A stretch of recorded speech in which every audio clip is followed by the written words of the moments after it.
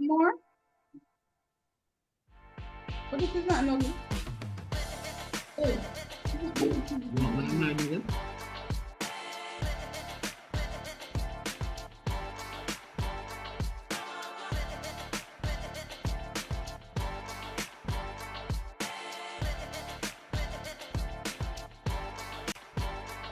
A picture made.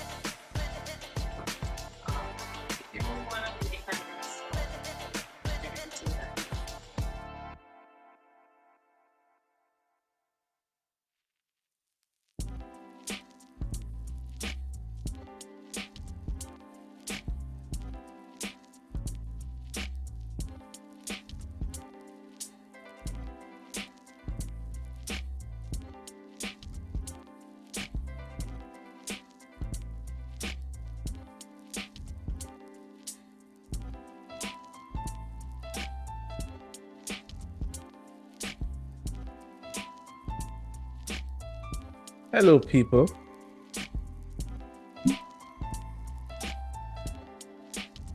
Can you guys hear me okay? Greetings, Sir Williams. All right. All right. I want you guys to check out this video. No longer be worth 1,000 words. These days. Did you guys hear that audio? Yes. Yes, okay. Sir. And you heard it directly. You didn't hear it through my mic, right? I think. I don't know, sir. Did it sound clear? All right, let's try this again. A picture may no longer be worth 1,000 words. These days, the picture that the camera takes may well not be the picture that we end up seeing in newspapers and magazines. Technology makes it difficult, maybe even impossible, to tell what's real and what's not. Recently, the issue of altering photographs came up when Playboy added its logo to a picture of Roseanne Arquette without her knowledge or her approval. And then there was a huge publicity outcry last year when TV Guide tacked Oprah Winfrey's head onto Anne Margaret's body. Russell Brown is a senior art director of Adobe Systems, a computer software company. He's busy at work today saying that with the right equipment, he can manipulate just about everything. Can you show us some of the things that can be done? Yes, we'll show you the most unethical situation. Okay. Hey, guys, check out that computer.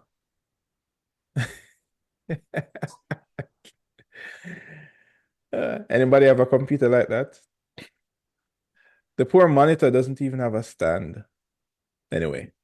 We'll take the shot of the Nancy and Hey, do you guys recognize this tool set right here? What does that look like to you?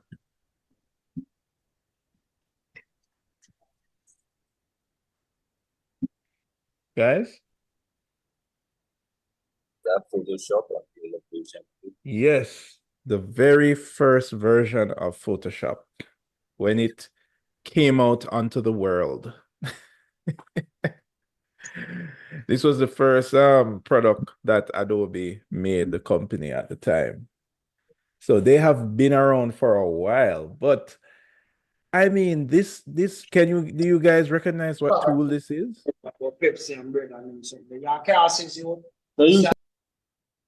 Can anybody tell me?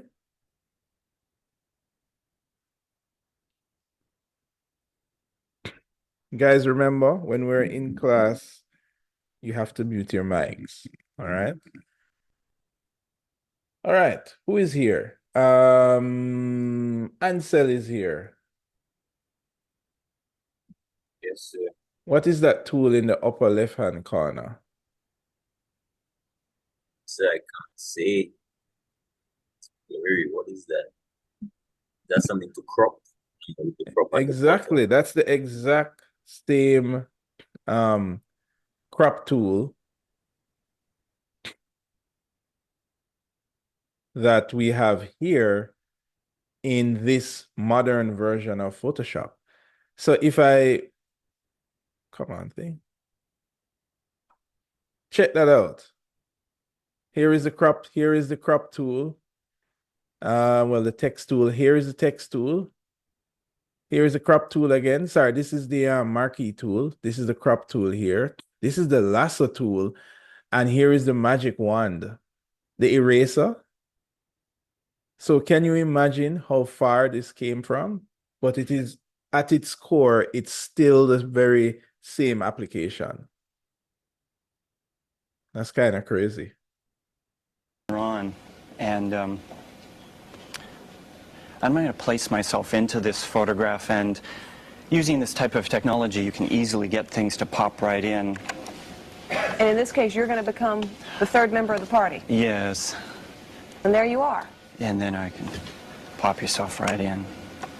Fred has written a book entitled In Our Own Image, a book in which you warn against the dangers of what people like Russell do. What's so bad about monkeying with the photograph and putting himself with Ronnie and Nancy? My concern is that if the media takes to doing what Russell is demonstrating now, that people, the public, will begin to disbelieve photographs generally, and it won't be as effective and powerful a document of social communication as it has been for the last 150 years. The idea of a photograph is it's taken at a certain instant, and you're not supposed to be able to go back in time and move the photographer a few feet to one side. That's against what we think of photography as being.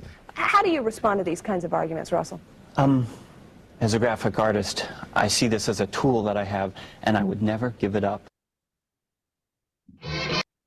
All right, guys. Now, the rest of this short film is actually on the website in the folder. You guys can check it out. It's a little bit about the history of Photoshop, and it's quite interesting. We're not going to watch the rest of it here because, you know, we got to get down to business. But I want you guys to check it out. Let's see. If you go to the website, this is the class website here. And we go to here. And of course, we go to students and we go to computing and digital design media. If you scroll down past here, there are some contents that's here. Oh, geez. Guess what? I didn't mark that activity. We're supposed to do this activity. We were supposed to do it last class. The activity with the computers. So I need to update this with all the ones that you guys submitted. So you'll see that populated in just a bit. If I scroll down here they are. So these are the presentations that we did.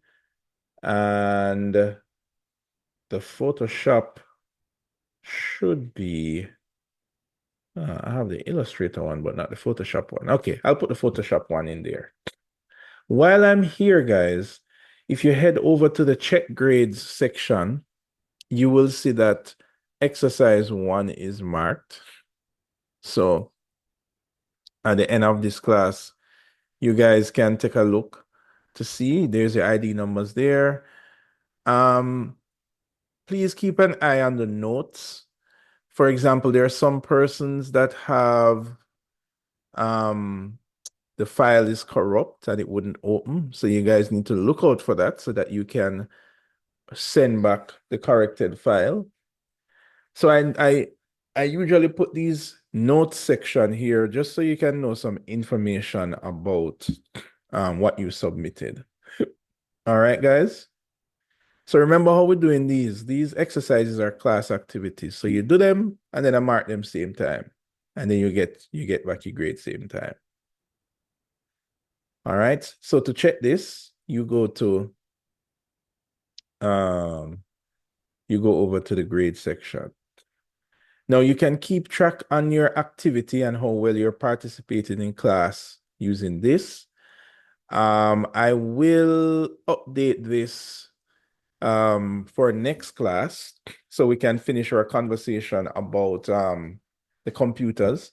Remember, I gave you guys $1,000 and tell you to shop around for computers.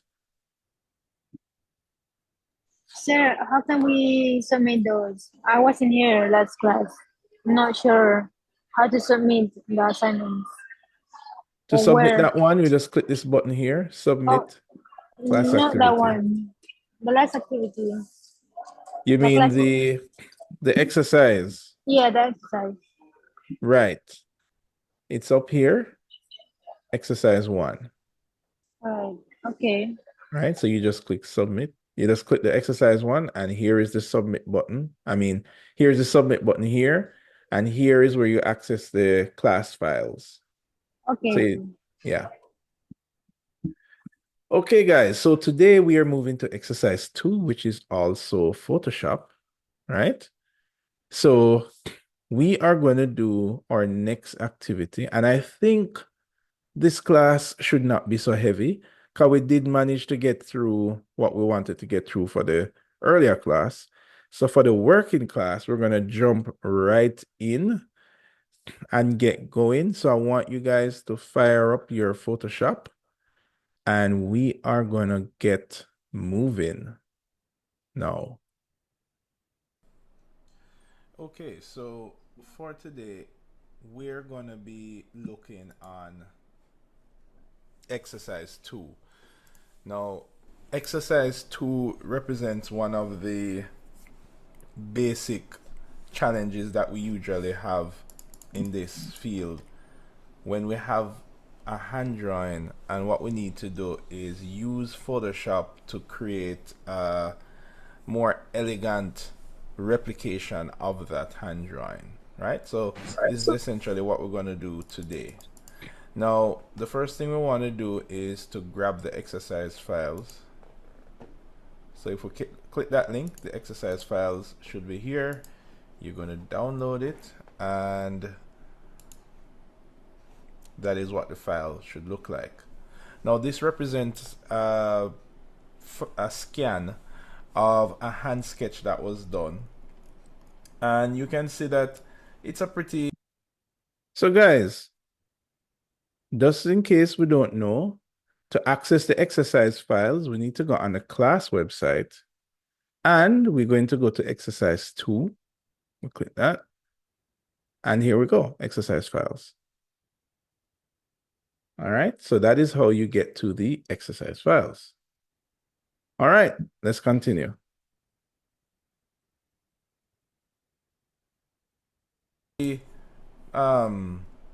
Straightforward scan. Nothing special about it, as this could be considered one of those, we would refer to them as chicken scratch sketches that you would do with a concept. if you're trying to come up with an idea for something, maybe you grab a piece of paper, do a quick sketch, and then you might have to photocopy that to keep a record of it, or scan it to keep a record of it. So you can even see that this was done on the back of a paper, you know, very randomly done. It's not exactly straight, and you can see that it was really just a quick sketch. Now, you might come across a scenario where you might need to enhance this image, maybe for further use or presentation. So that's what we're going to focus on today. All right, so first thing we're going to do is fire up Photoshop.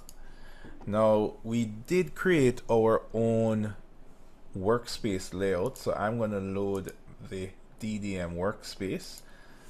There we go. It was a much cleaner setup. And then I'm going to grab my drawing. So for me, that would be in my downloads folder. So I'm going to go to my downloads folder here. And then I'm going to grab the sketch and just drag it into Photoshop. Now, notice when I drag the sketch in Photoshop, it opens as its own file, as you can see here. That's the name of the file, as you can see there. But I am not recommending that we do it, open a drawing this way. Instead, what I want us to do, let's close that out. What I want us to do is to create a new sheet. We're gonna say this sheet is gonna be our scanned enhanced sketch.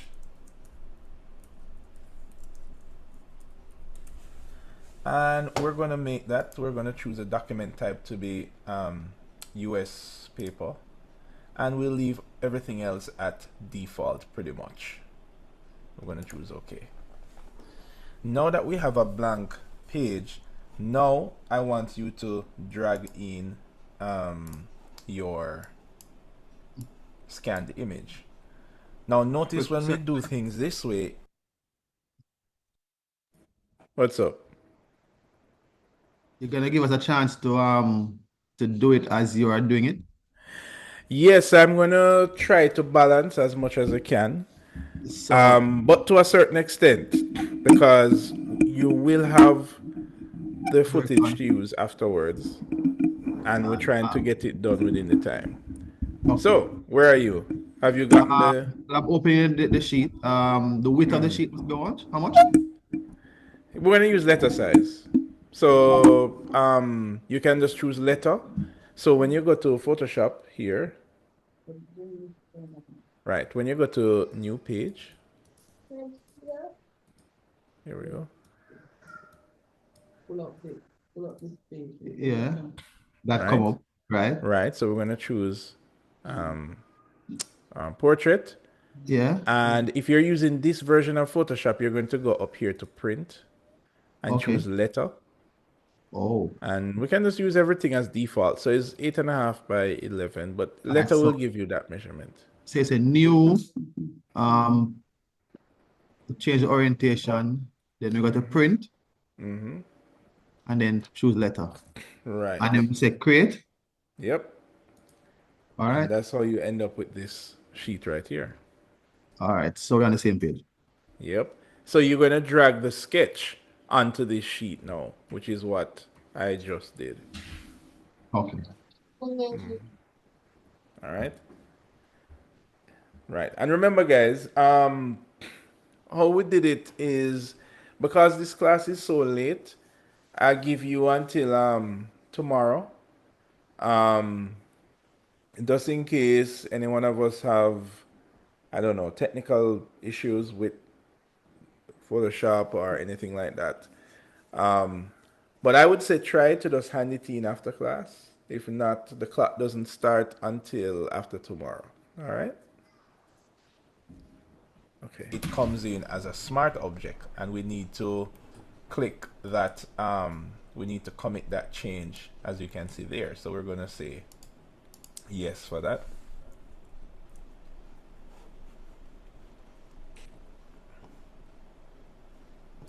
Okay, now once the sketch is in, notice that it also comes on its own layer. You can see the layer here.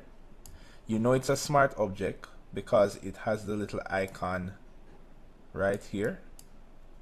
And if you remember, with a smart object, we are not really able to manipulate it as freely. So the first thing that we're going to do is we are going to convert this. We're going to rasterize this. So we're going to choose rasterize layer. And that will allow us to now manipulate this layer. Now notice that we have another layer here, which is the background layer. And if we turn off this background layer, you can see the checkered patterns, which is here and here, which represents the transparency behind our scanned sketch layer, which is here. So therefore, if I should highlight this layer and go to my move tool, which is here, and I move this layer around, you can see that I'm moving this on top of the transparent layer. I can also resize it, and some of you might need to hold shift to resize it equally. All right, so what we're going to do now is I'm going to resize it just a tad. Okay, so like that.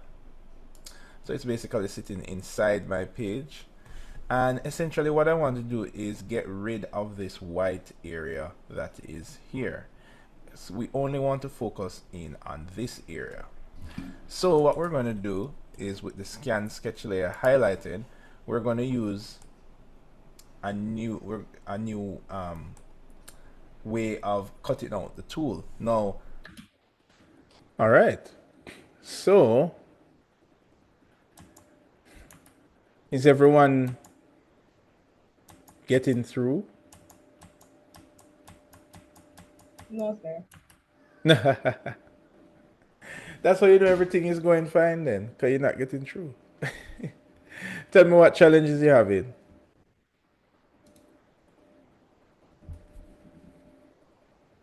The AI took swing in on my one because it was on my laptop and that wasn't working. So it missed some of the Ah, okay. video. Yeah, so technical challenges. Yeah, I mean, yeah, that will happen. That will happen during this course. You know, so we kind of prepared for that. The good news is, I noticed that a lot of you managed to submit assignment one. I mean, exercise one, right? It's not assignment one, it's exercise one. And I'm guessing that a lot of you depended on the uploading of the class afterwards to do the assignment. Am I assuming right? Because I think that day most of us didn't have Photoshop. Yes, sir. Right. So you can use the same formula for this. Maybe you're following in class, but then maybe there's something that, I don't know, that, you know, you kind of get left a little bit behind. Or maybe, I don't know, Photoshop crash or something happened. Don't dismay. I will upload the video and you can just continue it right after, where you can pause and rewind and stuff like that. The important thing is that if you don't understand something while we're talking, you just ask me and I can explain, even if you're not at that position while you're working. All right? Because we want to keep the time tight. For this late session, don't want to keep you too late. So we're going to try to get through it before the time is up. Sir, Yes. Go ahead. where can I submit the work? Because I'm a week late for the first Right. assignment. Yes, remember you have the class website, so I will post it in the chat, right? Come on, thing. There we go. No, not that. Oh, I think I closed it. Or did I?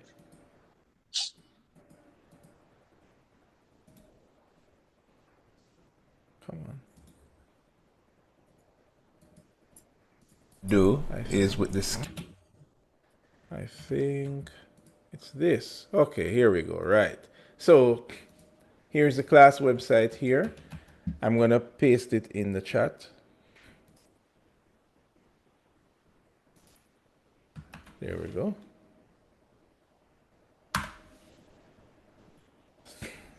And once you go here, everything is here. The timeline for the module is up top, so you can see when everything is going to be kept. The link for the Zoom, for a digital whiteboard, for your grades, and for the exercises. So we are on exercise 2. Sir, question. Did you grade exercise 1 already? Yes, you can go Well, and see your grades. I submitted mine, but I don't see like it was graded. Oh, when did you submit? The night of same night. Ansel. Okay, cool. I will check it to see. In the meantime, let's keep moving with the exercise, and I will check that to see if you don't see it. It's probably because I don't have your ID number. Maybe that's why. So I will check while we are going through this exercise. Excuse me, sir. I don't see mine as well. And you Okay, well, I did both exercise. right. Just Okay, cool. All right, just put them in the chat, and we'll check it while we're going through the exercise. Scan sketch layer highlighted. We're going to use a new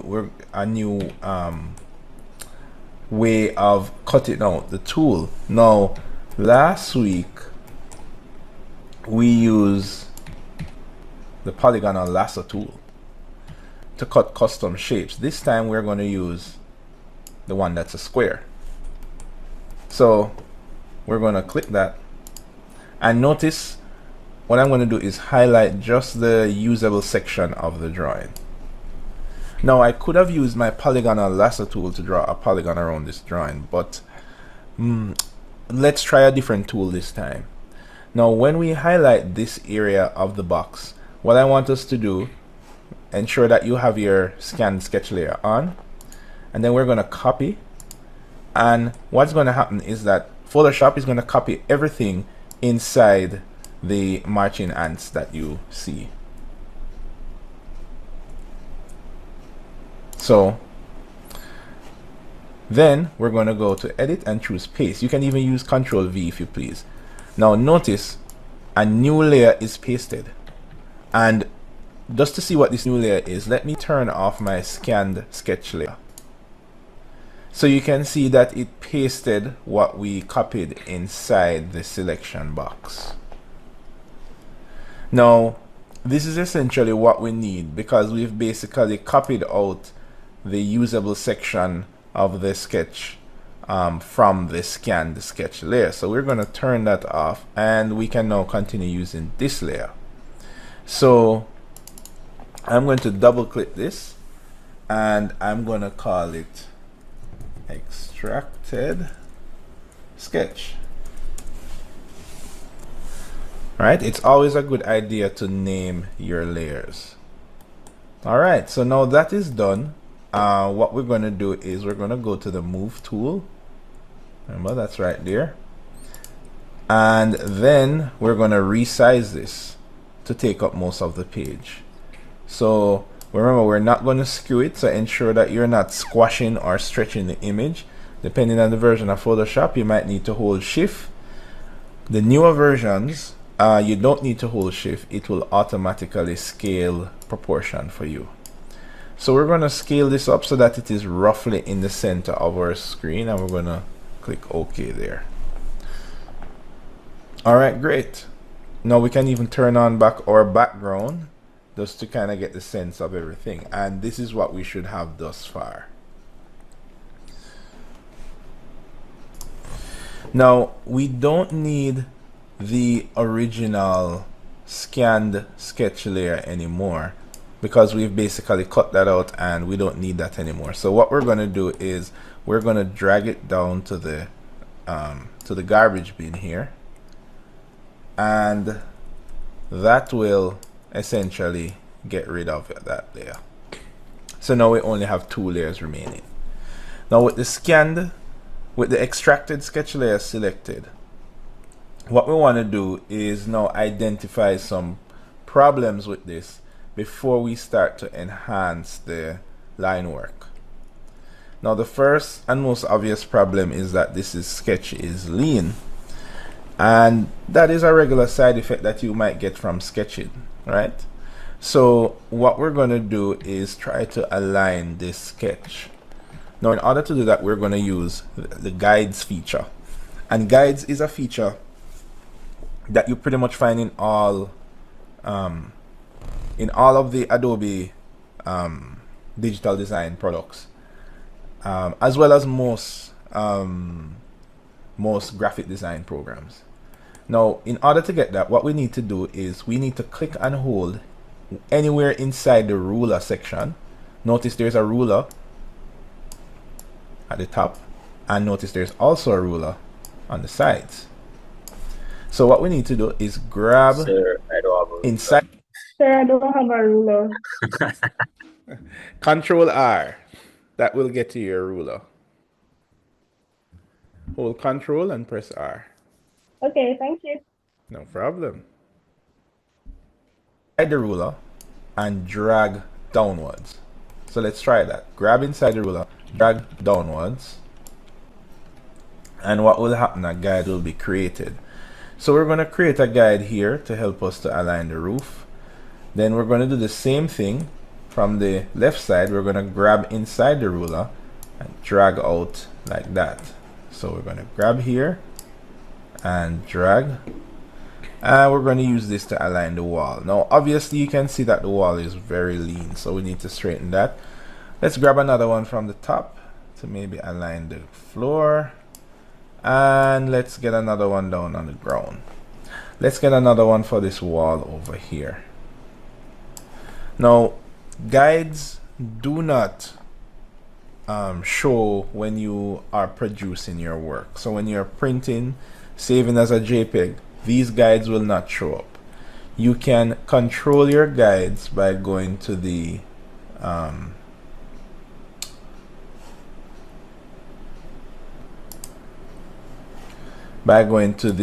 view menu, and you can see where you can lock the guides, you can clear the guides and create a new guide and so forth. Alright, and you can move them around even after you have placed them. So hence when you lock the guide, you won't be able to move it, and that might be usable in some instances. Alright, so the first thing we need to do to straighten this drawing is that we're going to use the skew tool. So we're going to go to Edit, Transform, and we're going to go to Distort actually. Now with Distort selected, I want us to drag the corners, and what you want to do is to use your guides as a guide and see if you can align. You're basically watching these guidelines here, and you're trying to align your wall to these guides. At the same time, you're trying to align the roof and the floor. There you go. So we're going to move this around, and I think that's about it. And we're going to move this around. There we go. Let's carry this up a bit and over. So this is a real awesome tool, especially for architectural purposes. You might have a photo of a building that you want to align. This is how you would do it. Alright, once that's done, you're going to choose OK. And there we go, we have this building nicely aligned. Now we can just go to View and clear our guides here. Alright, and let's get rid of these arrows. Alright, so it's almost as if this was our original sketch. Now we want to start enhancing these line work here. But before we can do that, we are going to need to clean up some of these areas that we have here in the background. Now, it does matter what you do first. You could try to clean this up first, or you can try to enhance the line work and then clean it up. So in this particular case, you would want to enhance the line work because that will help with the cleanup process. Because these are a bit pale, so it's a bit hard to see where the cleanup is needed. So in order to enhance the line work so that the sketch has more punch to the line work, we're going to use a filter to do that. Now your filter menu is located up here. And when you go to filters, we are going to go to the sketch filter. Now you might notice that for you the sketch filter is not showing, and that's just a reason. Photoshop actually has by default for the newer versions hid this this filter. So in order to unlock it, we're going to go to edit, and then we're going to go to preferences, and we're going to go to plugins. So again, we're going to go to edit, preferences, and plugins. So this is essentially editing the setup for Photoshop. If you want to change the color, the background, the color of the page, the units, you would do it inside of this preferences dialog box here. Alright, so we are, however, looking under the plugin section, and what you want to do is look for this option that says show all filter groups and names. So you want to make sure that that is checked. Alright, and we're going to choose OK, and let's clear that.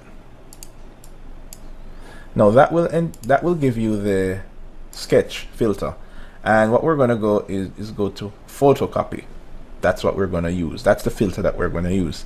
Now filters, think as filters as special effects. Even when you enable it, the show all filters, which version of Photoshop are you using?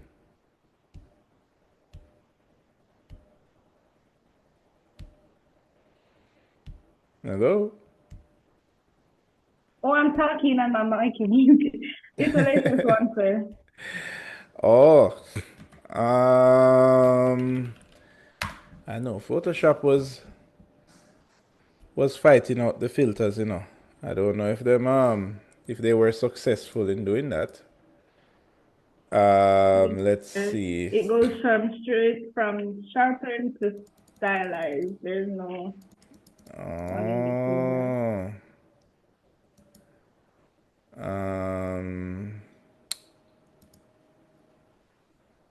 Right. Where are we? Filters.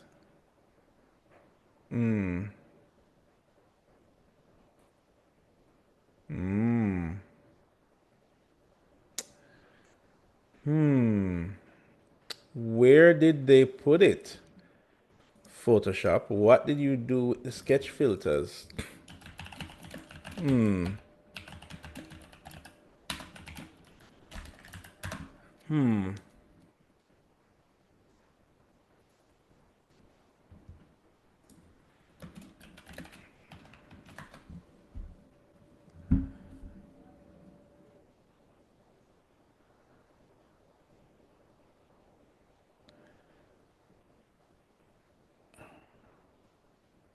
Oh, hold on.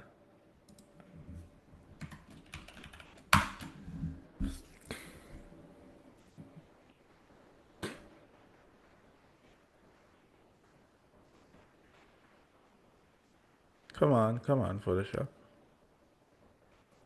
Oh, did I do that too quick?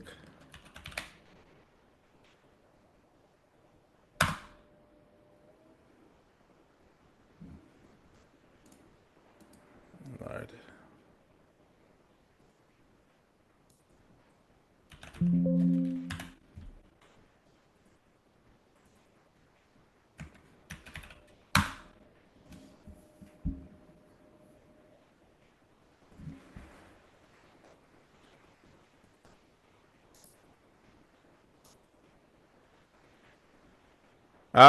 You have to close Photoshop and open it back. All right. Oh, okay, sir. So save this what we've done and then exit and out. Right.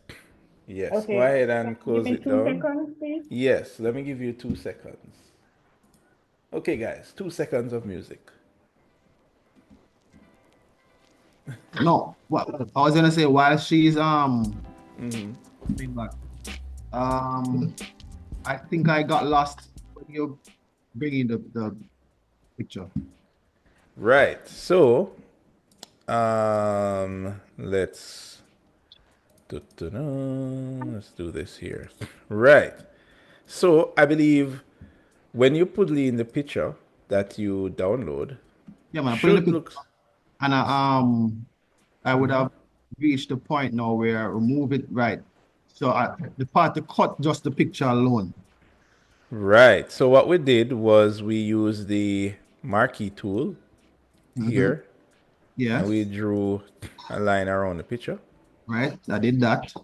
and then we copied Control C or go to Edit and go to Copy, That's what I okay. and then paste. So now we have 2 layers. So we All right. turn off. Right. So now we just end up with the picture. Hold on there. Let me try that. Make sure you're on the right layer. You copy, and then you paste. And I think we made it bigger like that.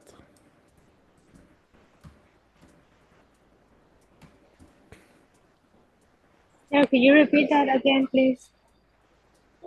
What I just did? Right. Yeah. So I pulled in the picture. And when you pull in the picture, it looks something like this. So this is the picture. You can see the layer right here. Yes, sir. Let me make this a little bit clear because it has all sorts of stuff. Excuse me, sir. Right. So here's the layers tab. Yeah, go ahead with your question. This will be uploaded, right? Yes, it will. Yeah, because I'm working with my iPod and it's actually giving me a bit of problem. So Yeah, man. Yeah, man. Yeah, man.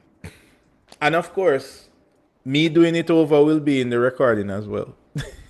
all right, no problem, sir. All right.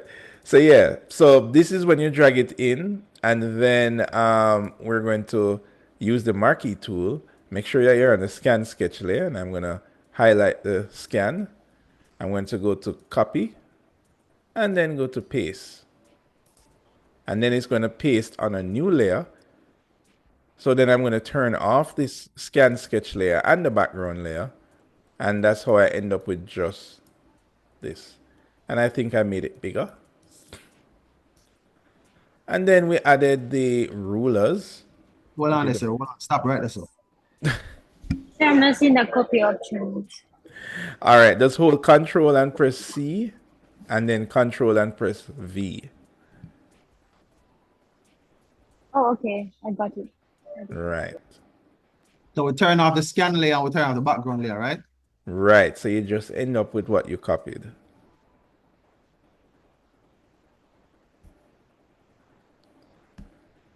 Right. And then, we align the sketch by using the guides. Now remember, the recording will be there, right? So I know that there might be parts in it that we kind of get a little left behind in, but not to worry, it will be there, so we can go through it. All right. So we're going to continue from whence we left off. All right. So we added the photocopy filter after we align the drawing so that it's a little straight. Then we apply that photocopy filter that you can add to your artwork. This special effect lets the picture look like a photocopy. Now when you click it initially, you might not see it in this window, and that's because you need to adjust the scale of your preview to see what the effect looks like. So So when you press sketch, did you just press sketch on this table? Right. Whenever you go to, right, whenever you add the filter, so in this case, where is the photocopy? It's under sketch and photocopy. Then this window will pop up. Oh, okay, sir. Thank you. Right, right. Sir, it doesn't give me the option to make that picture bigger. So that it's not giving you It's what? the option to make the picture bigger. When you say bigger, you mean to scale it bigger? Yeah, yeah. All right. So if you are not seeing these handlebars here to let the picture bigger, that's these handlebars here. If you're not seeing it, then you need to go up top to enable the auto select checkbox right here. Uh, I am not seeing that either. Oh, make sure that you're on the move tool. All right. Okay. Is checked, sir. Right. So you're not seeing these No. No. okay, if you're not seeing it, then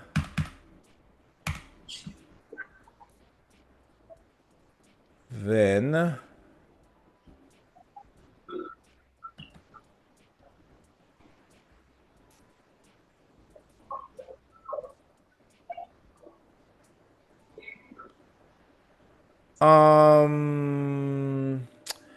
you can use the scale tool, but you don't have to do that there.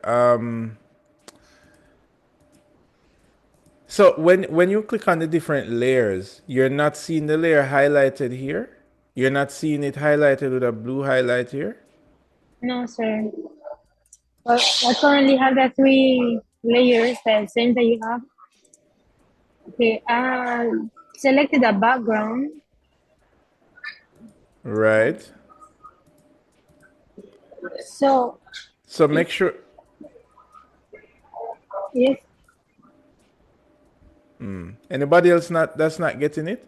Okay, maybe try this option here. When you go to the move tool, make sure you have the move tool selected, right? And then on the control bar up here, go all the way over till you see the little gear icon and choose show transform controls.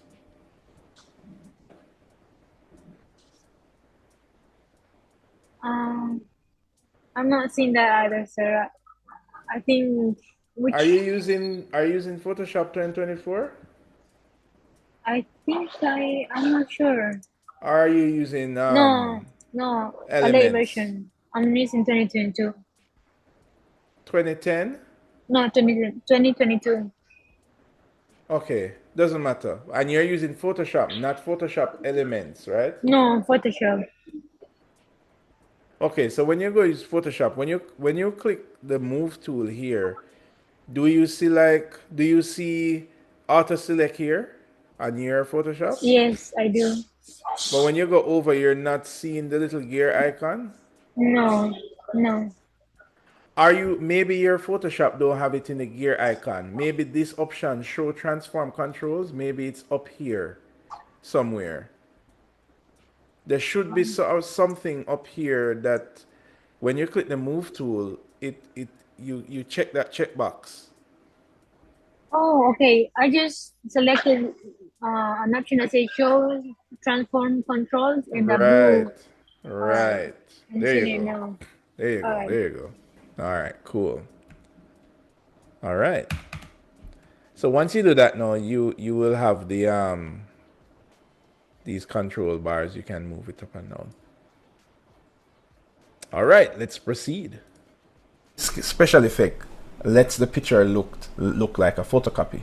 Now, when you click it initially, you might not see it in this window, and that's because you need to adjust the scale of your preview to see what the effect looks like. So I'm going to choose the minus button, and there we go. Now I'm not seeing anything here, and the reason I'm not seeing anything is because I'm actually adding a filter to my background layer. And of course you can see that there is actually nothing on my background layer, so that is actually an error. So you're going to have to watch out for that. So I'm going to cancel this, and I'm going to now make sure that I click the extracted sketch layer. Then you also want to make sure that this here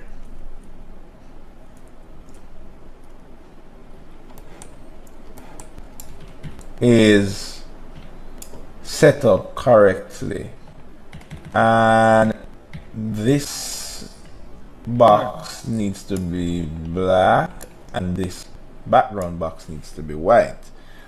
Right. Yes. Question? Yes. What was the name of the file? Because I don't see no saving taking place yet. Well, definitely you should save. It doesn't matter what you name it, because you're not going to send me the Photoshop file. Oh, I'm not? You're going to send me the result of the Photoshop file. Oh, got you. Okay. All right. So guys, you want to make sure that this box has black and white. And you can reset this box by just clicking the little icon here. Now these are the colors that drive the effect that you're going to do, right? And you can manually set these to default, or what you can do is just click this little button right here, and that will just reset this to default. So you want to ensure that your foreground color is black and your background color is white. All right, so now that that is all set, then what we need to do is to go back to filter, and we're going to go to sketch, and we're going to choose photocopy.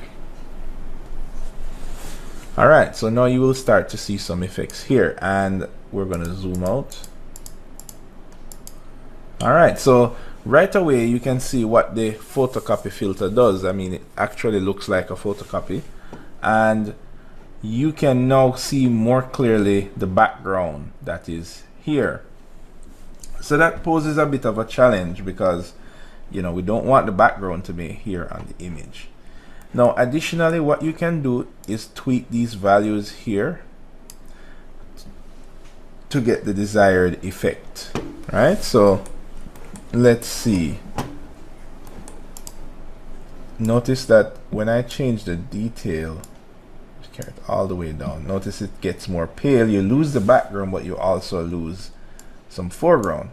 So what you're going to do is just tweak these values until you have the best mix. You have a nice bright line work, but hopefully you don't have too much of a bright background. Now there's no real escape from this, so we're going to have to clean up the background anyway.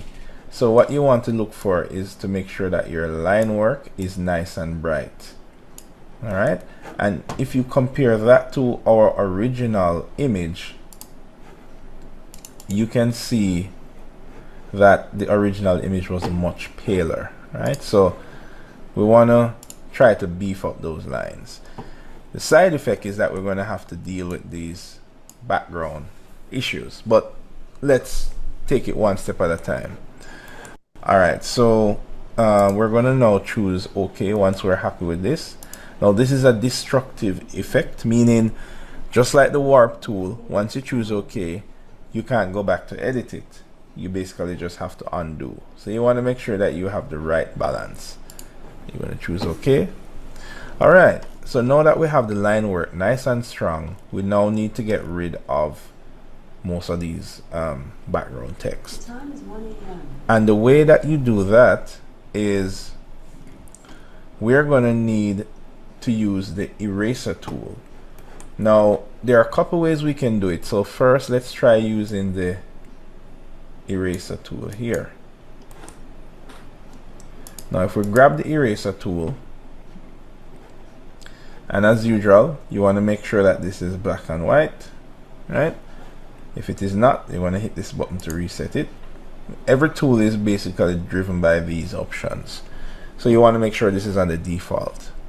Now I can start erasing, and if you remember how this works, any tool you select here, the options for it are located here.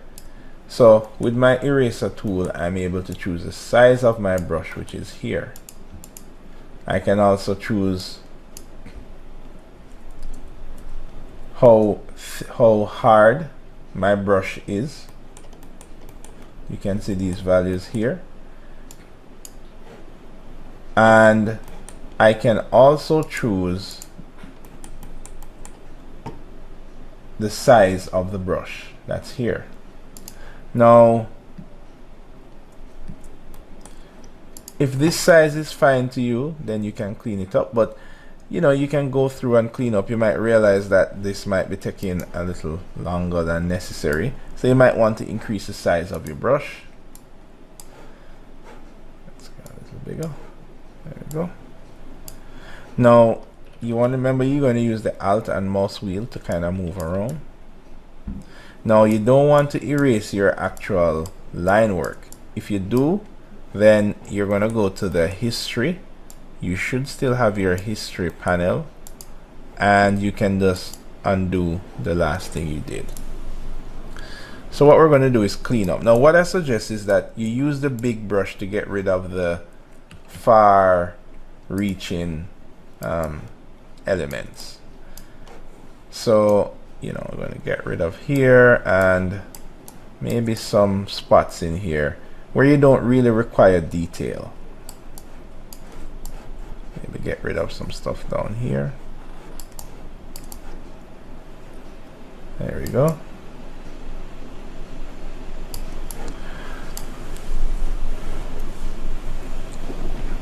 Now, additionally, to get rid of these detail areas, there are two options you can pick. You can either use a smaller brush and a sharper brush. So now you would adjust the hardness.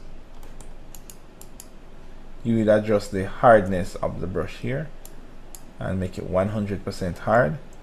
And oops, there we go. And that will help you to get in these small areas. Now the reason it's still fading is because I have my flow set to 35, so I want to make sure that this is 100, and that will give me a 100% erase.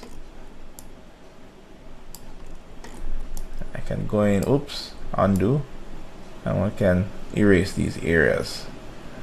Now for some of us this might be a bit of a task. Oops.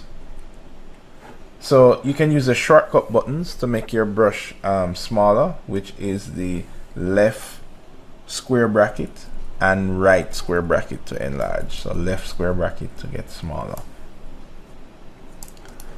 Now, in my opinion, to do most of these cleanups, you would use a combination of the brush, and I would also use my polygonal lasso tool as well.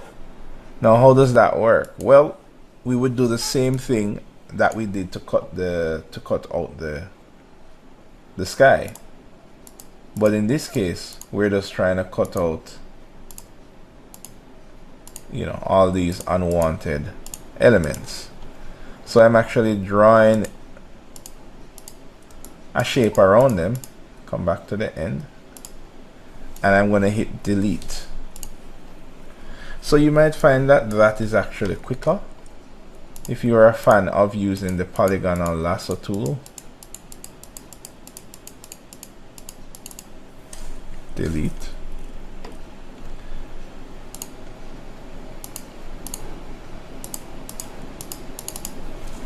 Delete. Now you can also use the freehand tool, lasso tool, if you are good with the mouse. That might be quicker for you.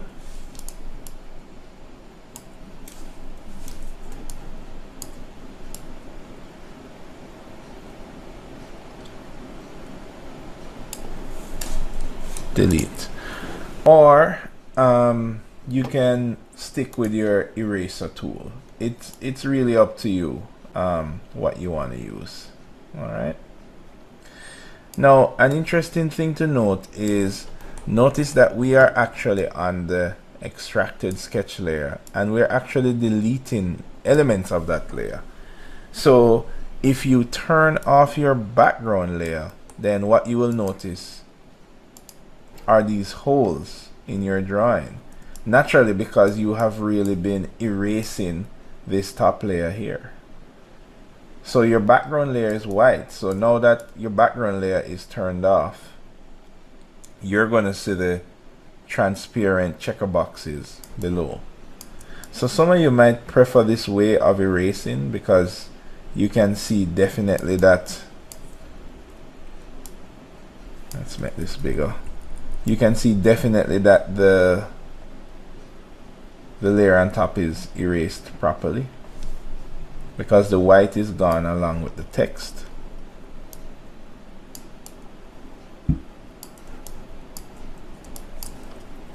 Now when you're zoomed out, notice that you can't pan, and that's because you are already seeing everything. So if you zoom in, then you'll be able to pan. Now, you don't want to get rid of the lines. So to get in here now, you could either use a smaller brush, or you could use the polygonal lasso tool. So it's up to you how you want to tackle it. I'm resizing the brush using the left and right square bracket keys.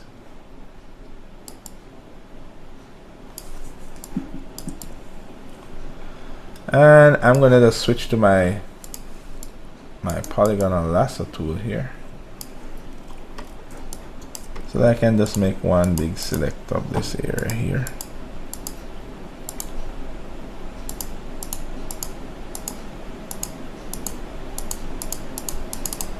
There we go. I'm going to hit delete.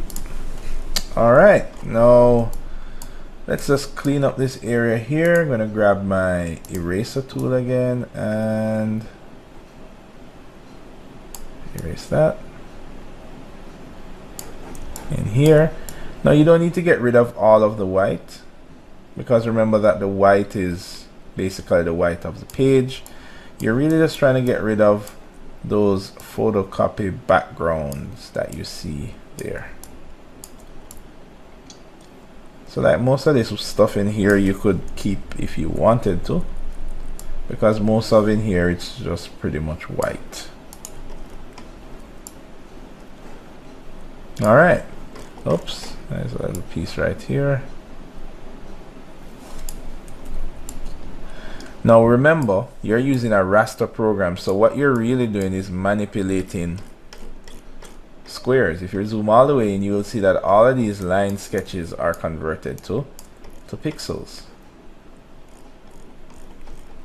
All right, so that means you have a finite. That means if you're looking at the image this close, it's going to look blurry, but this far it's going to look fine. All right, so that's just something to keep in mind. All right, so if you want, you can turn on your background layer.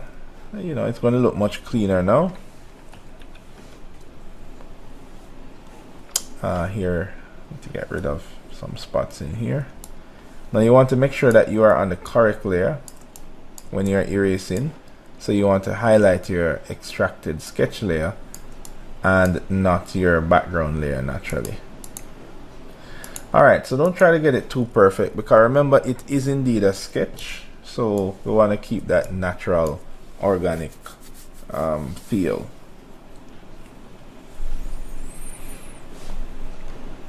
Now the next thing that we want to do is we want to enhance some of these lines, and to do that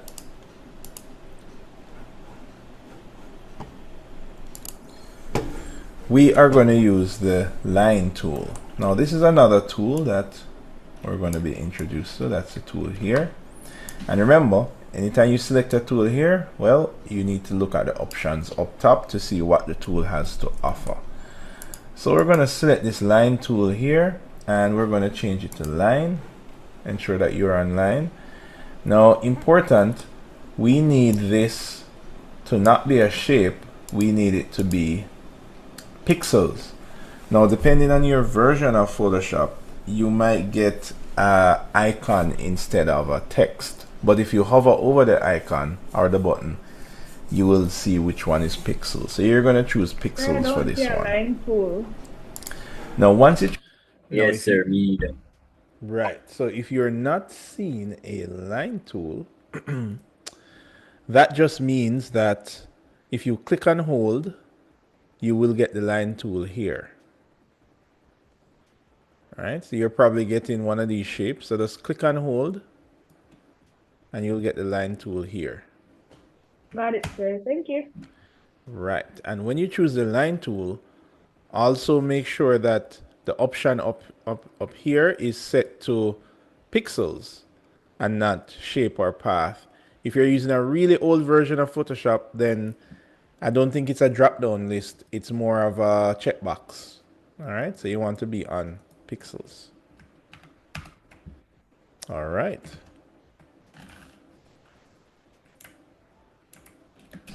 Now, depending on your version of Photoshop, you might get an icon instead of a text. But if you hover over the icon or the button, you will see which one is pixels. So you're going to choose pixels for this one. Now, once you choose pixels, then next we need to worry about the size of the pixels, which now is 4 pixels. PX means pixel.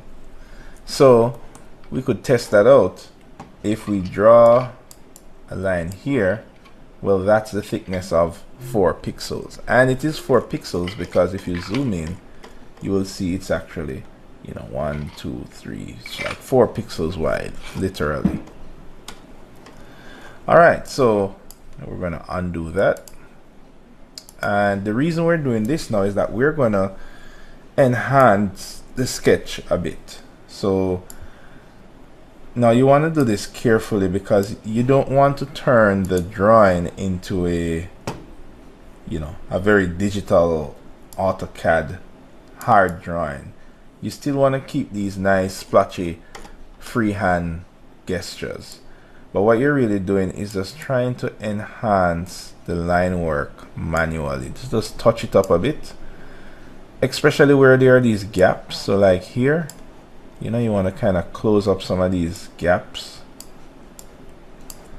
For example, like sketching this fascia board here, I want to close that up, and where it has the drain, that's it. Now, as I said, it doesn't need to be neat. It just needs to help bolster the existing sketch in a way that is not really noticeable. There you go.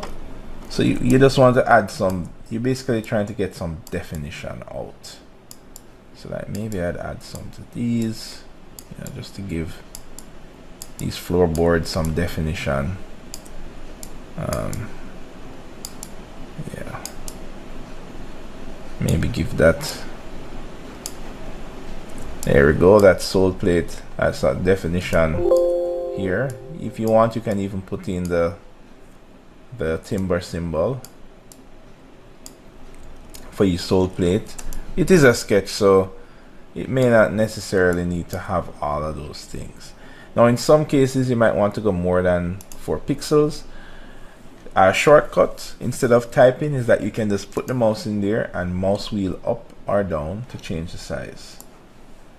So I'm using 9 pixels now, and I'm just using this to give the floor some definition here, since you want the floor to be nice and thick.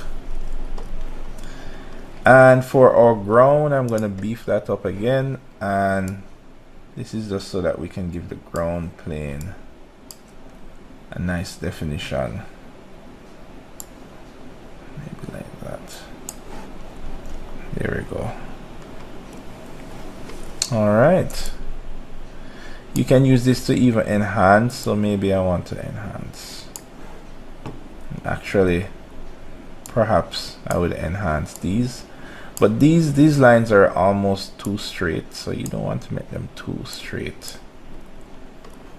They're almost too straight. So of course these elements are being cut through, that's why they have thicker lines, right? So you remember in your architectural drafting skills, you would want to keep the lines that are cut through much thicker, right? Just kind of enhancing that a bit.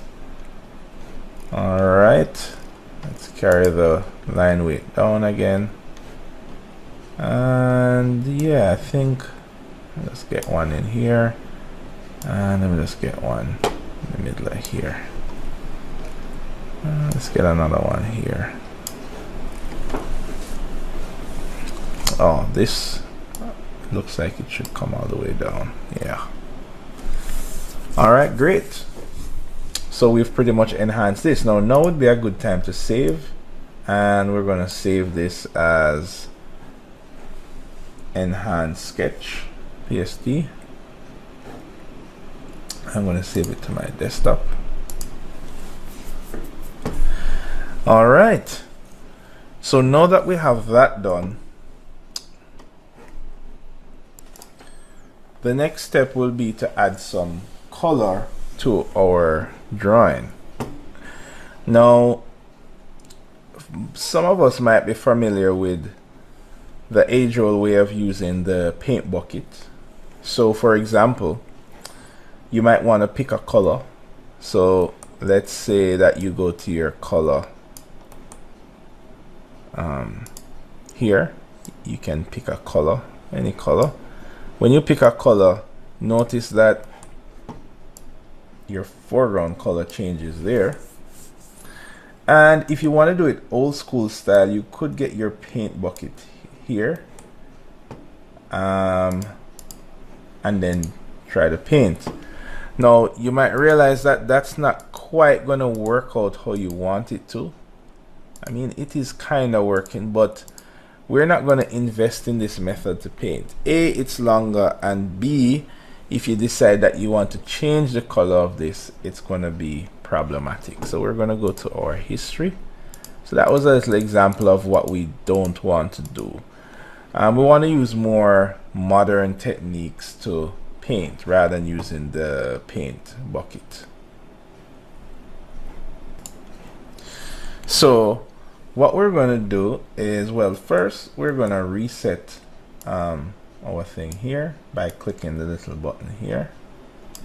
All right, so click that button and it will reset to black and white.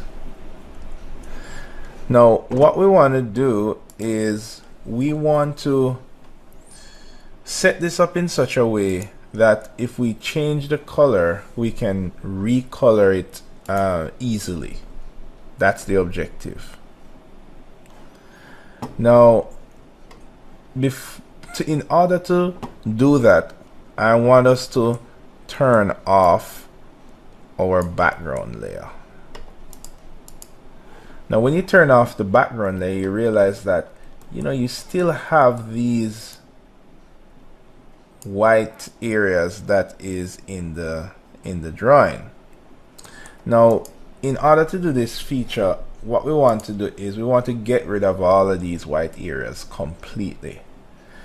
Now we don't want to have to go in and actually manually erase the white areas, definitely, because that wouldn't be too efficient. Instead, what we're going to do is we're going to use a feature which is housed in the magic wand. So this is yet another tool that we're going to now use. And some of us might be familiar with the magic wand, but we're going to use the magic wand in a new way. So we're going to click the magic wand icon. And what the magic wand does is try to highlight similar pixels together. So if we click here, notice that it will try to highlight all of these areas. Or if we click here, it will try to highlight within this area here. If we click inside here, it does the same thing. It tries to highlight wherever you have selected. Now, what we want to do, we don't want to do that. Instead, what we want to do, we want to right click and we want to choose this option. Sorry, we're going to make sure we're on the magic wand. We're going to right click.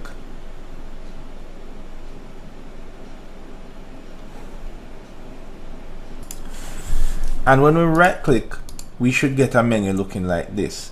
Now you want to make sure that you haven't accidentally selected something with the magic wand, or else your menu would look very different. So in order to make sure we don't make this mistake, I want us to right click and say deselect. So that will ensure that we are not currently selecting anything.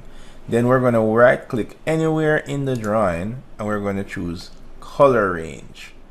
So again, magic wand, make sure that we don't have anything selected. Make sure that you're on the extracted sketch layer. We're going to right click and choose color range. Now what color range does is it allows us to pick a color. So notice that you can kind of see the cursor is now the eyedropper, and what we're going to do is pick white. And what this is going to do is to highlight everything in our entire drawing that has the color that we just picked, and we're going to choose OK. Now notice what happens. Photoshop is automatically going in to select every. Right. I'm on the color range part, but I didn't get the white part. Right. And this is a neat little trick. So I want you guys to get this trick. Good. All right. Here we go again.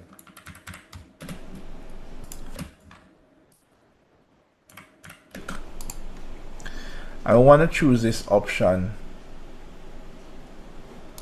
Sorry, we're going to make sure we're on the magic wand. We're going to right click.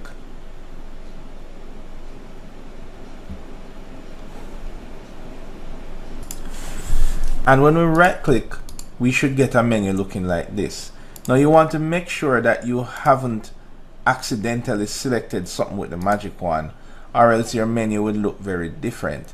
So in order to make sure we don't make this mistake, I want us to right click and say deselect. So that will ensure that we are not currently selecting anything.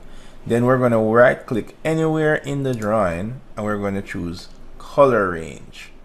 So again, magic wand, make sure that we don't have anything selected. Make sure that you're on the extracted sketch layer. We're going to right click and choose color range. Now what color range does is it allows us to pick a color. So notice that you can kind of see the cursor, like the outline of the black, like in white dots. That's okay. Okay, all right. That's okay. So it's now the eyedropper, and what we're going to do is pick white. And what this is going to do is to highlight everything in our entire drawing that has the color that we just picked, and we're going to choose OK. Now notice what happens. Photoshop is automatically going in to select every color that we have that is white, even inside all of these. It's like that. I chose it on the page. So for example.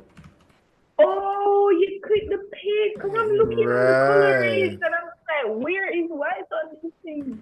Look like magic, no? Okay, I got answers. Thank you. All right, cool. All right. Little tiny areas, which is pretty great. So what we're going to do now is press delete. And notice what you have now. Now you have gotten rid of all the white. So all you're left with is the drawing. Now before we continue, I would like to highlight that a lot of times you might have drawings or images and you need to get rid of a background or a white background. Well, the way that we just looked on is a great way to do that, especially for sketches. But this only worked well because we originally enhanced the line work. When we enhanced the line work, it helped Photoshop to identify where the boundaries are. All right, so now that we have that done, I want to just highlight something to you at this point. Now, let's imagine that we save this file here, and I'm going to go to Save As. Now, I'm not going to save it as a PSD file. Instead, I'm going to save it as a PNG. And this is where we get into file types. And a PNG file is a file type that allows you to store an alpha channel, meaning, in layman's term, it will save transparency. So we're going to choose that, and we're going to leave the options at default and choose Save. Now I want you to notice something great about this feature, the ability to quickly remove the background. If I open any application, I can now view, there we go, and I'll just go to my desktop. I now have a sketch that has no background, and there's a lot that you can do with this sketch. Anyway, so moving forward, what we want to do now is we want to now color inside of these spaces. Now we're going to use another approach to color inside the spaces that makes it very efficient. Now what we're going to do is, let's turn on back our background layer so that it looks nice and clean. We're going to create a new layer, and to create a new layer, you're going to click the new layer icon, which is located here. So we're going to choose new layer, and you can see our new layer is now there. Now we're going to double click on the text of the new layer, double click the text, and we're going to call this wood color. And how this is going to work is, let us ensure that we have the swatches panel up. So the swatches panel gives us some default colors that is just great to work with. So ensure that you have the swatches panel enabled. Now what we're going to do, ensure that you are on the wood layer, and we're going to go for the polygonal lasso tool again, right? And we're going to choose the polygonal lasso tool, and what we're going to do, we're going to start with the rafter here. So what we're going to do is color inside of this rafter. Now instead of using the paint bucket, we're going to use the polygonal lasso tool and just draw a line inside the black areas. Now here's an interesting point. You want to try and be as untidy as possible, meaning don't try to zoom in and get all this. No, you want to be very untidy, even at times missing out certain areas. And the reason you want to do that is that, remember that this is a sketch. So we're going to double click to close that. So notice we have this area selected now. Now what we're going to do is we're going to put the wood,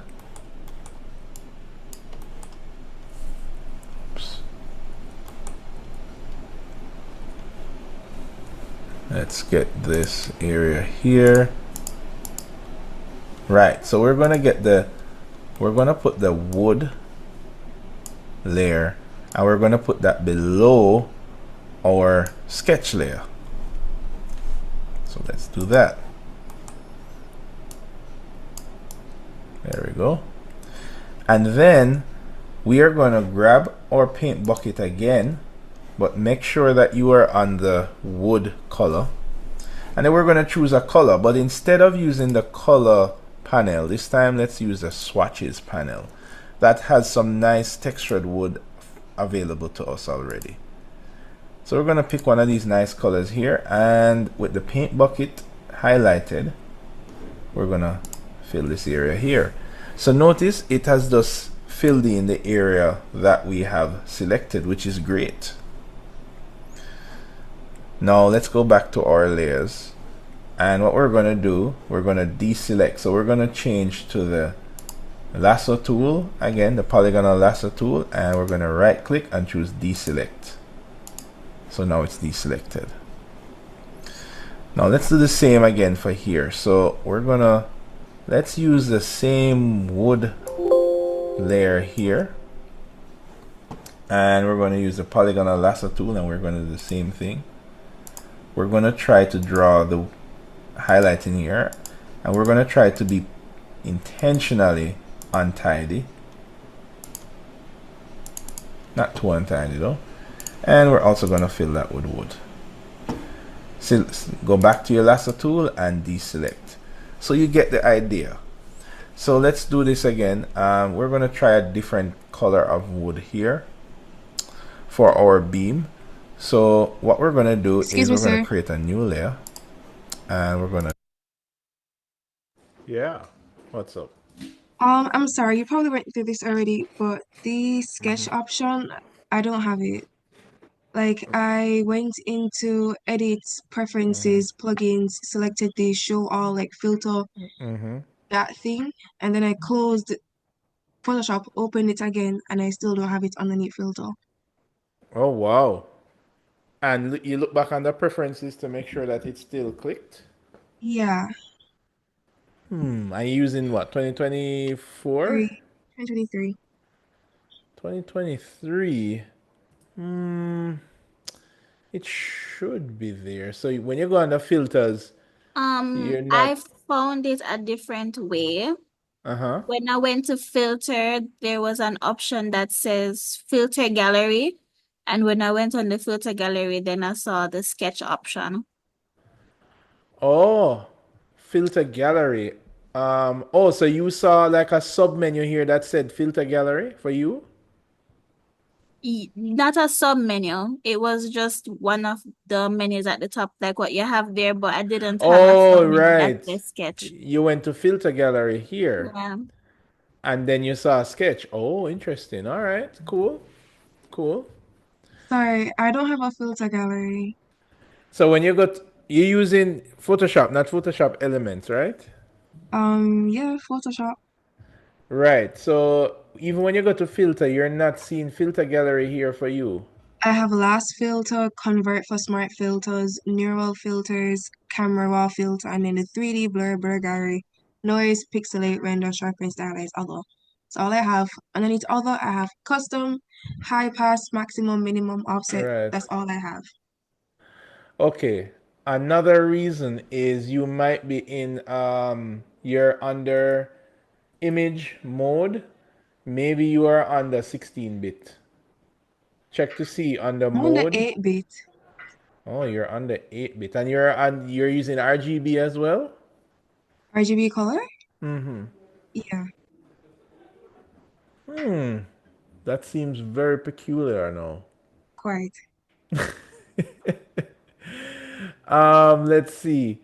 And definitely, go ahead. Oh, no questions? Okay.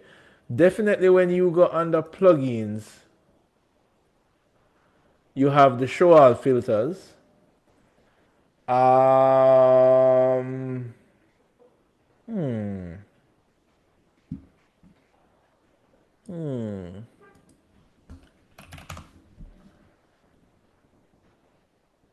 That one is interesting. Anybody else has that option? Has that issue? The one I selected, it said show all filter gallery groups and names. That's the right one, right? Right. Yeah, it's enabled. Um, unless there is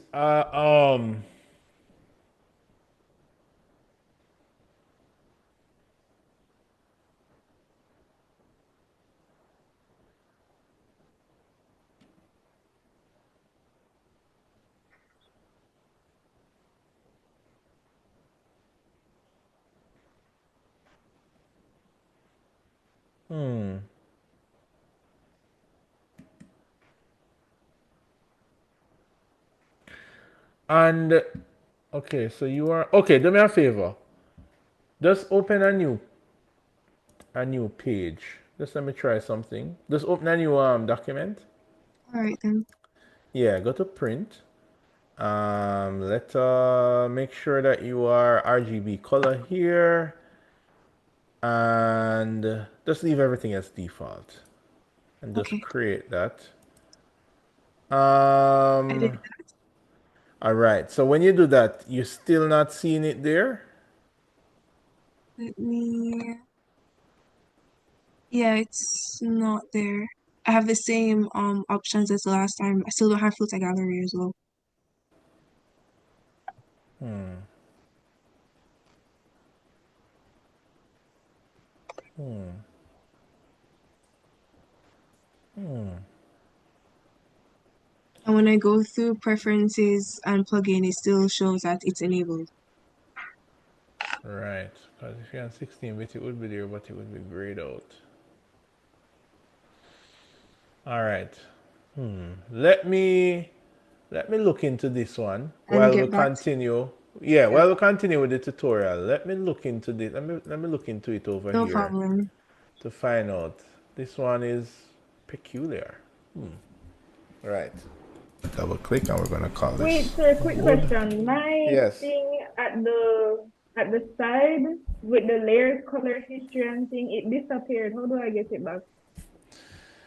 Well, in order to turn on all of your panels that are off, you would go to Window and you would find them all here. So, see, like how I have layers ticked, it's on, or properties. So you just tick them back here. Okay, it came back, sir. Thank you. No problem.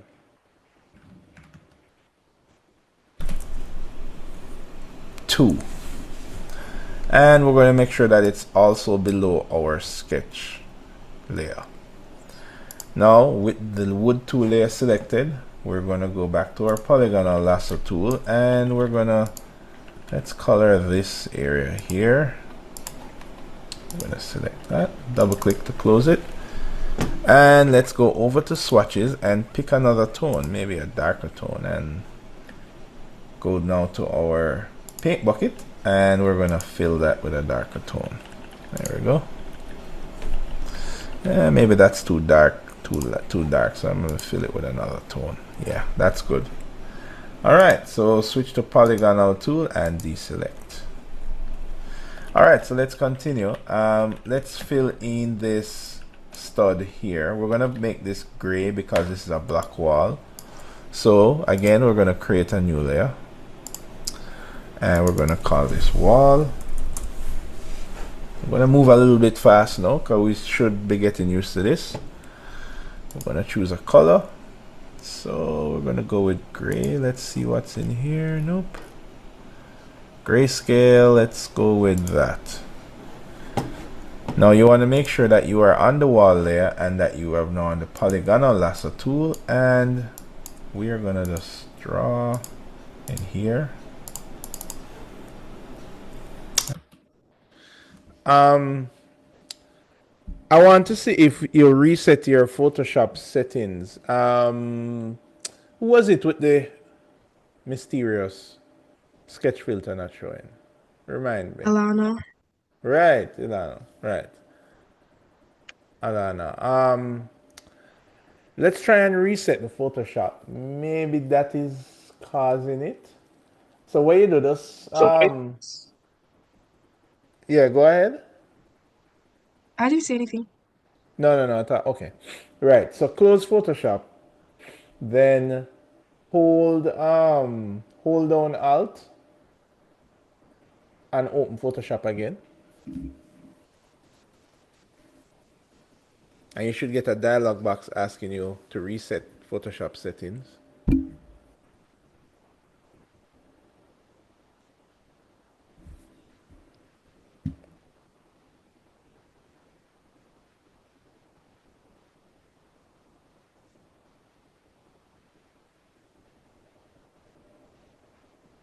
You get that setting? You get that option?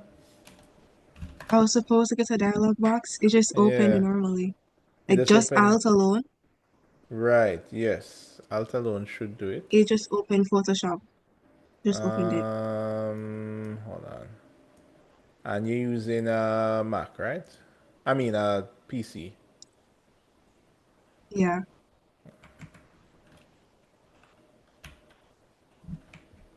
Okay.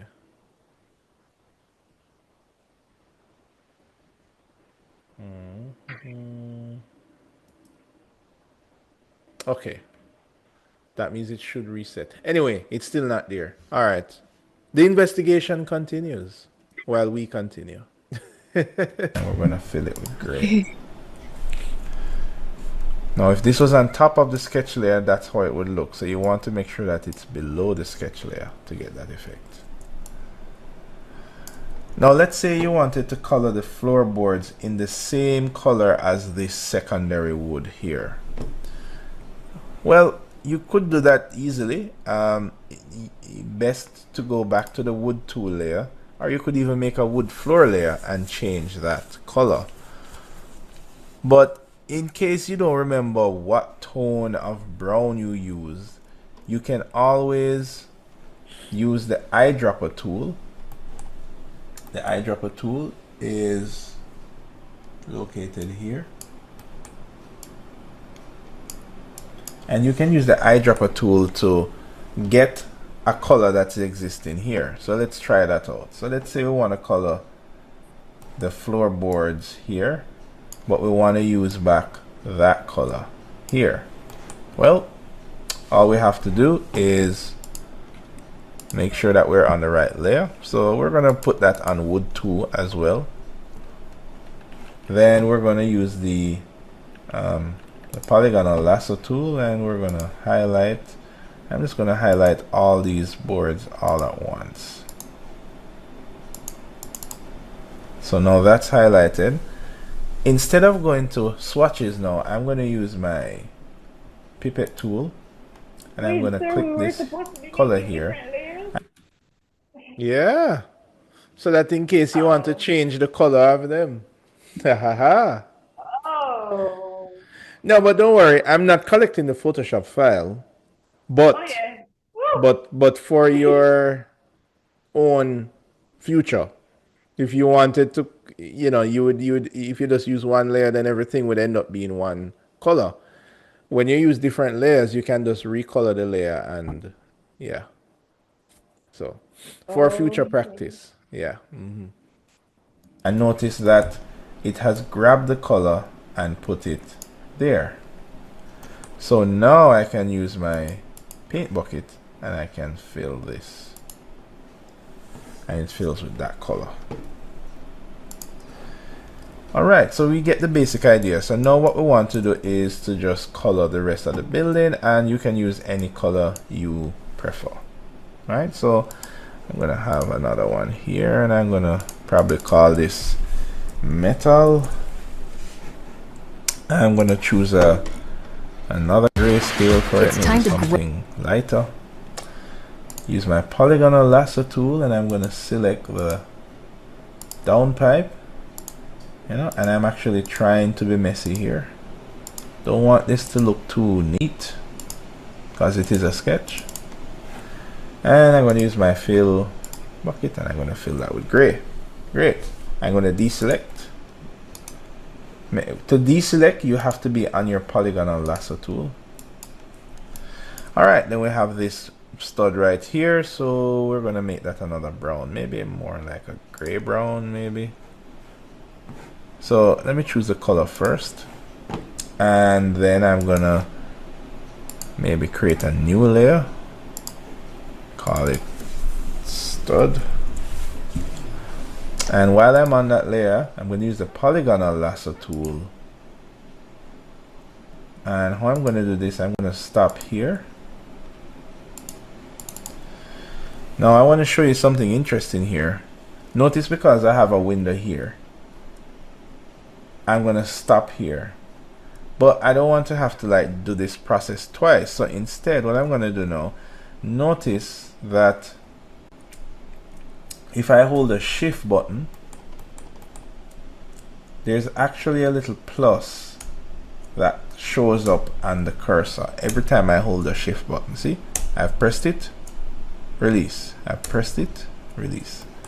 And what that does is that will allow us to add another selection. So let's do that now. So I've now added the base of this here. So now I have this and this selected. So while I'm on the stud layer, and this is the color that I chose, I can fill that and both layers will fill because I've selected both items. Alright, so I'm going to deselect again. Alright, now let's deal with this now. So I'm going to maybe work with the wood tool layer, and I'm going to select there, and I'm also going to select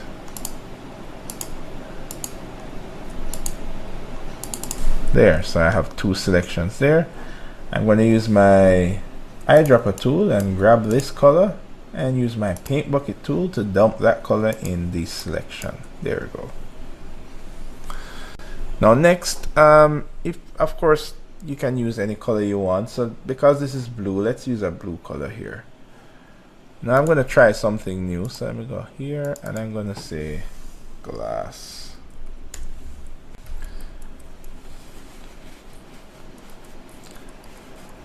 Now what I'm going to do now is I'm going to select inside here, make sure that I'm on the glass layer, and this time I'm going to go to swatches and let's pick a nice blue color, use my paint bucket and fill. There we go. And let me deselect. Okay, so another thing that we can do is yeah, sir. Honestly, I feel like that's not a window. So is that really a window? I thought that was a really. yeah, it's a little weird. It's a little weird. So I don't know why it's so weird. I think because it was I think it was a chicken coop. I don't remember what it was from, but it was the reason why this ended up being such a great exercise, even though it's a weird building, is because it represented exactly what happens in reality. There was some discussion that was taking place. Somebody grab a piece of paper, turn on the back of it, and just start to draw and say, oh, maybe this could look like this, and then this could be like that. And that's literally how this sketch came about. And you know, the whole reason of learning how to do this in Photoshop is because you're going to have a lot of those situations where, you know, you just doodle and do some quick sketches, but all of a sudden you need that sketch to put on your sheet. You need to upgrade it to put in your sketchbook or to use in a production capacity. And this is how you would go about doing it. In terms of the logics behind why that window is there and if it's a window, I honestly don't remember. Okay, sir. Right. All right. We want to fill in here with a color, but so far we have just been filling with a flat color on these areas here. So what I want us to try out is to try to fill with a gradient, because a gradient can show depth and it will give a bit more depth to our drawing. So what I want us to do, I want us to fill inside here with a nice gradient color. So to do that, we're going to create a new layer and let's call this interior.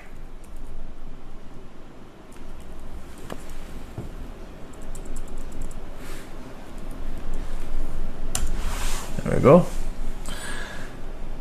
Now on this layer, we're going to do the same thing we did before. We're going to select inside using the polygonal lasso tool.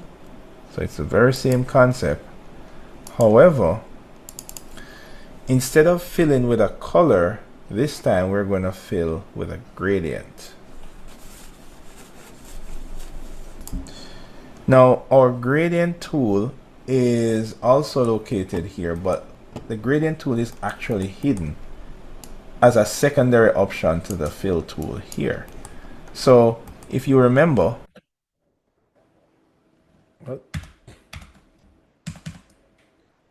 oops. What happened? Come on, Windows. My my zoom tool just went totally berserk a while ago. Okay, I'm back now. Right, let's continue. These little teeny icons there represent that they are secondary buttons here. So if I hold this down, you will notice that now I have my gradient tool, which is a secondary tool to my fill tool. So what I'm going to do is I'm going to hold this down and choose gradient. All right. So notice now that this is now the gradient tool. Now how the gradient tool works, it's quite interesting. These two colors here, the gradient will fade from this color to that color. And how it works is the first place you click will have this color. The next place you click will have the white color. Now let's give it a test. We can always undo. So with the gradient tool selected, we're gonna select the gradient tool, make sure that we're on the interior layer, and we're gonna click and drag and release. Now what you notice happen? Well, this blue color is up here and this white color is here. But because I dragged in this direction, it fades from blue to white. So that is actually pretty cool. So I'm going to undo that. I'm going to go to my history panel and undo that. And let's do it again. So this time let's fade from top to bottom. So from top to bottom. Same thing. Okay, let's undo that again. What if I did just a short line? Well, it will only fade in a very short space. Let me undo. Let me do a long fade. And it's going to fade in a long space. So what we're going to do is actually set these colors to look a bit interesting. So first, we're going to set the foreground color. So what we're going to do, we're going to use the swatches. And let's use two tones. So let's try like maybe a very light brown. No, we've been using browns. Let's try like a orange going to yellow. So we're going to click on the secondary color now.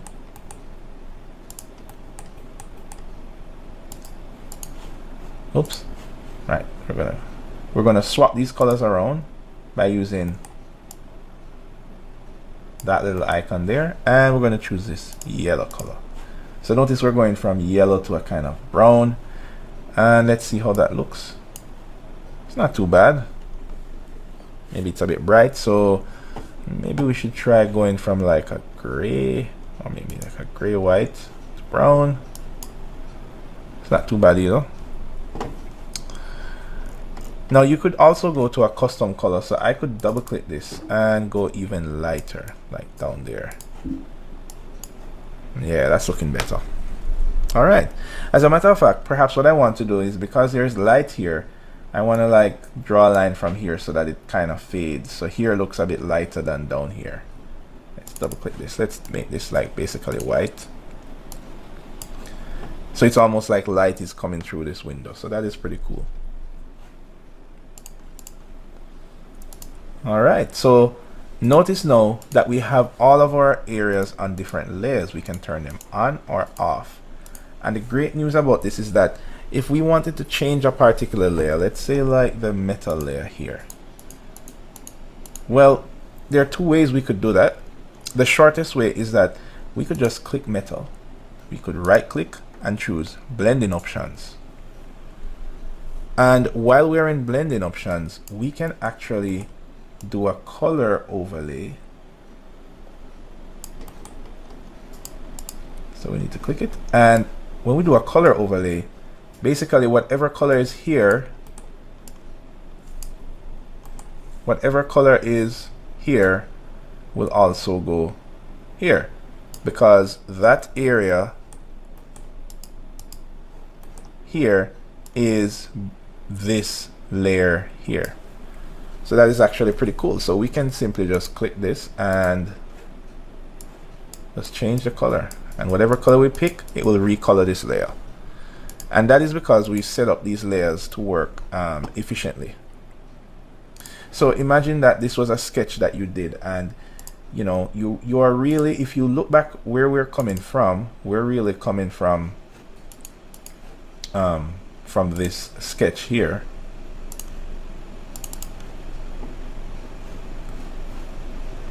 And we have turned that into this. So you can already see all the enhancements that we did. We cleaned it up, we colored it, and it's even efficiently colored, so we can edit the shape whenever we want and still keep that sketchy look. Alright, so pretty much what we're missing now is maybe some entourage. And I wanted to show you a quick tip for getting entourage. You can really, as long as the file that you're downloading is a PNG file, you can get the entourage in. So if you wanted to, let's use Chrome, and let's say we wanted to get a silhouette of a person there. Well, what we could do is we could just search for human silhouette and look for images. Now here is the interesting part. If you're using Google, what you can do is go to Tools, Color, and then choose Transparent. And when you choose Transparent, it will only give you results that have no white background. So for example, you can just pick this and you pretty much get this without a background.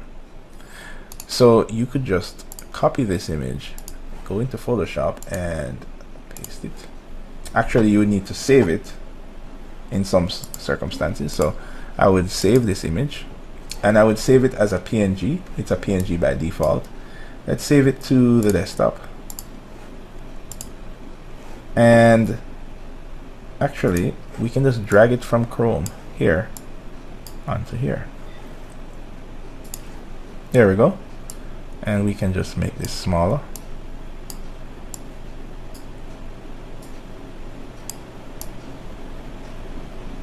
Right, and that's how we have some entourage.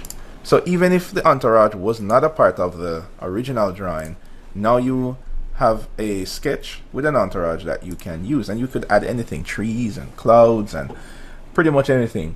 But this would read now as a kind of painting, and it really came from a chicken scratch sketch that you might have done, and you can enhance it to let it look like a more presentable sketch. So that's our tutorial for today. All right, guys, so that is pretty much it for today, and as usual, I will put this online, so those of you who might have gotten left by the wayside, you will have the time to catch up. All right, sounds good? Yes, sir. So don't forget to check the thing for us. Oh yes, you can refresh. If you refresh, you should see them come up. I did check it, and I did copy them in. All right. Okay, guys. So that is it. I can't believe we still use up the 2 hours. I was here thinking that we would be done in like an hour, hour and a half. We're going to make a bigger try for it next time. Because I'm going to try to make these working sessions as light as possible and try and put most of the heavy stuff in the day session, when our brains are fresh. Okay, guys, so I will see you next week again. And guess what? Next week, we're moving on from Photoshop. We're moving to Illustrator. So I want you guys to make sure that you have Illustrator for next week's class. All right, guys? Okay, sir. Sir, don't forget me. I'm drowning in the water right now. All right. Okay, Sir, all quick right. question. Yeah, My go ahead. gradient, it won't change from the blue. Like from the original blue that we were testing out before, I'm trying to change it to the yellow so that I can do the yellow fading, but it won't change. Even when I change the color on the two squares. That could either mean that maybe you have something that is highlighted. So, for example,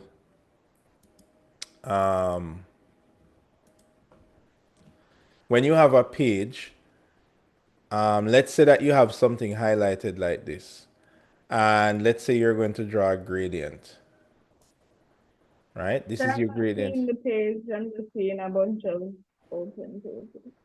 Oh, my bad. Did I share the wrong window? Yes, I did. Okay, here we go. All right. Right. Right. So I was saying that if you have something that's highlighted, even, oops, like even like this, where you can see this is highlighted. Once you draw a gradient, it's only going to affect the highlighted area. So what that means is if you had accidentally highlighted something tiny small like that, and then you try to use the gradient tool, like it's going to appear like it's not working, but it's actually working inside of this little tiny thing that was highlighted there. So long story short, deselect. Make sure that you right click and deselect. Yes, sir, I deselected on everything, but it just won't change from blue. Like it's just every time I It's change the color, it's just still blue. all right. So hold on. Where's my layers? Layers, layers. Here we go. I hate when Photoshop is packed up with so much stuff. So let's get rid of some of these stuff. Right. So here you have the layers here. Okay. The other thing I would say is when you go to gradient,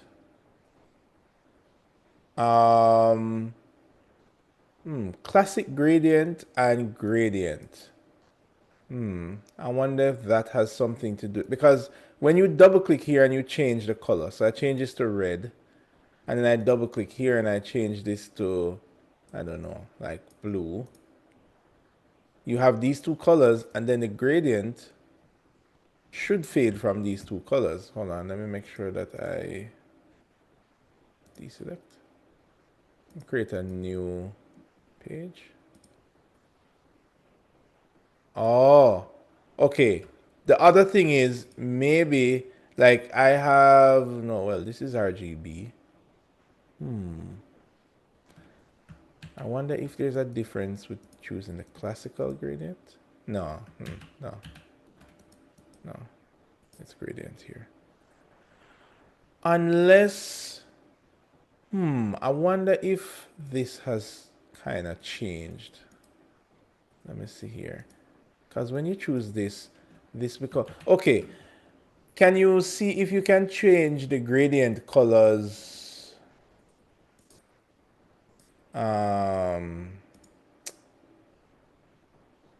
But these are gradient presets. Look in the options menu for the gradient colors. You should see the gradient presets here. Yes, sir, I see them. So when you change a preset, does it change? Um,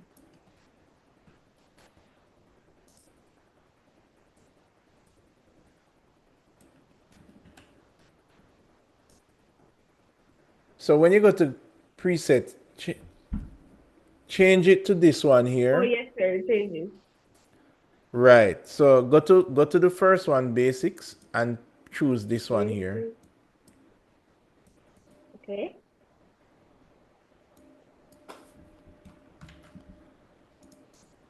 All right. Now go back and change. Hold on.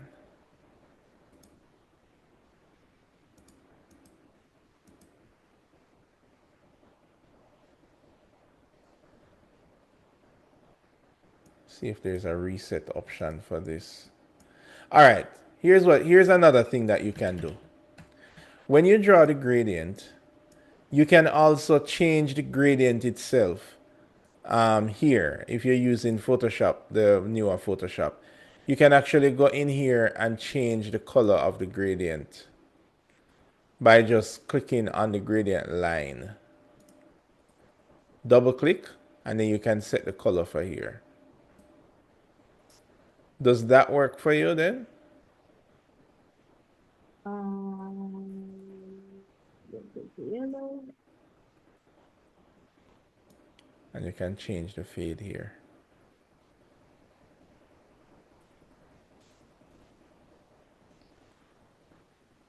Like the current. So when you draw the gradient, you double click. So let me do it the way that you're supposed to do it. You're basically selecting an area with the lasso tool. And then you are filling that area with a gradient. So you go to the gradient tool. And then you can actually go into the gradient. This line that you drew here, you can just double click the colors in the line and edit it on the fly. Does that work for you? Yes, sir. Oh, yes. Perfect. Thank you. All right, good, good. It's a bit dark, darker than what you had. Like it's very bright yellow. I mean, but you can tweak it to whatever color you want. Oh, I see. Okay. Thank you. Sir, All right. sir, Yes. do you have my name in the list of students? Probably not. So what you need to do is when you go to the website, that's this website here. Make sure you go up the top to register for class. Sir, I registered for class numerous times already. I don't know why it's not registering. And you don't see a name. Oh, where did the names go? Hold on. They're up top. Yeah, you don't see a name here? No, sir. Oh yes, I saw it. Oh, okay, I Yeah, see it man. now. It's just like I was trying to do it several times, and then Okay. so I wanted to say that what happened last week about the fire. I couldn't submit the first assignment, the first exercise, but I'm gonna try to do it tonight and Okay. also submit this one. But yeah, just wanted to let you know that. No problem, no problem. Do it. And just All put right, something in the comments when you submit the work. All right? all right, sir. Thank you. Good night. All right. Alena, I I'm here, think, sir. right. You want to share your screen? Let's see if we can figure out what's happening. Because we can use a different method, but before we go to a different method, That's what I usually do because warp wasn't working for me for the previous assignment, so I had to use skew and distort. what do you mean? It wasn't work, meaning you didn't see the option to warp or what? And I'd select warp, but it would show me the grid lines, but when I selected the grid lines, they wouldn't move. I wonder if something going on for the Photoshop installation, like it want to reinstall. You know what I mean? Because those are kind of weird things. But share your screen. Let me see if you want to do I that. mean, I googled it, it said something. Can't remember what it said, but it said something technical that I don't think had to do with the insertion itself, but I don't know, it said something though. I mean, you could try and reset the Photoshop settings, But wouldn't that but mean that everything I had before would be deleted? no, no, no, no. It won't delete your work. It will just like suppose you saved your window in a particular way. It would just reset that. Oh, I can't share my screen until you stop sharing yours. Yeah, yeah, yeah. Go ahead.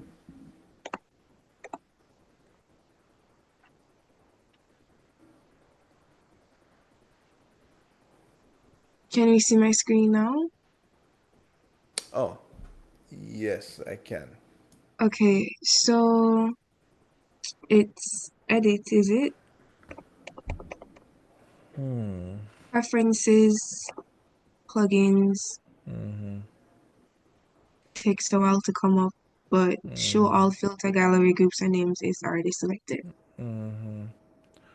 Okay, hide this panel. It's not there. And I already restarted my computer. So, Okay. All right. Let's see. we said Let mode me. as well. Yeah, the mode is It's RGB and 8 bits. All right. Let me choose how you do this again in Zoom? I'm going to choose request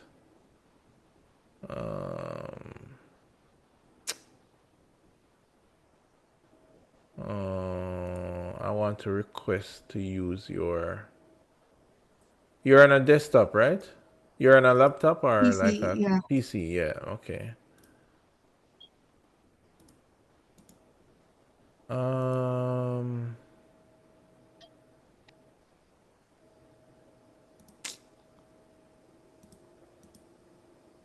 okay, yes, there we go.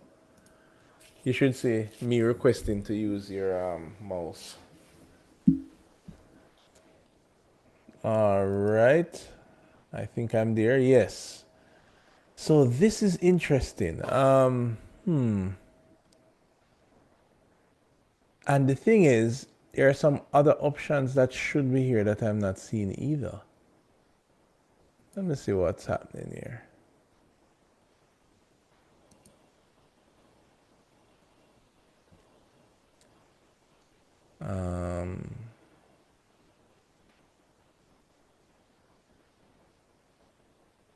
Oops. Yes. Wait. Oh, it's alright. It's a little slow for me when I click it for it to come through the internet. You know?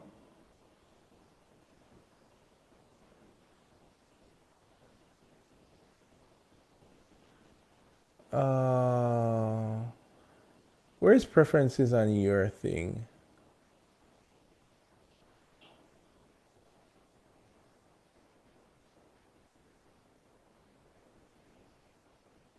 Yeah, where's preferences? This will still, oh no. I thought that would still take me to preferences. I guess I have to scroll down.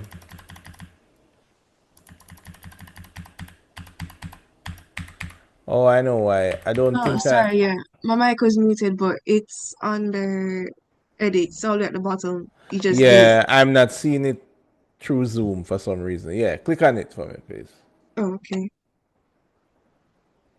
And yeah, go to general.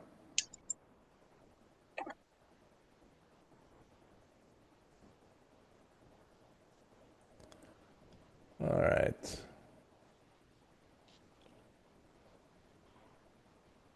All right, let me choose this option here. Reset preferences and quit.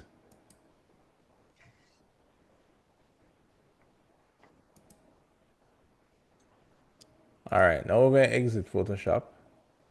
You save already? Oh, yeah, I did. All right. So I want you to now open back Photoshop.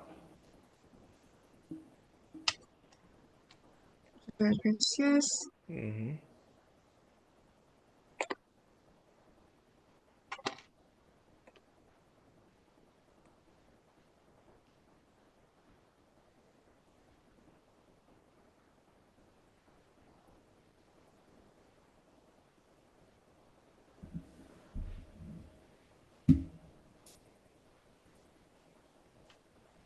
Oh, the window's closed, so it stopped sharing. Yeah. So go ahead and open back Photoshop now.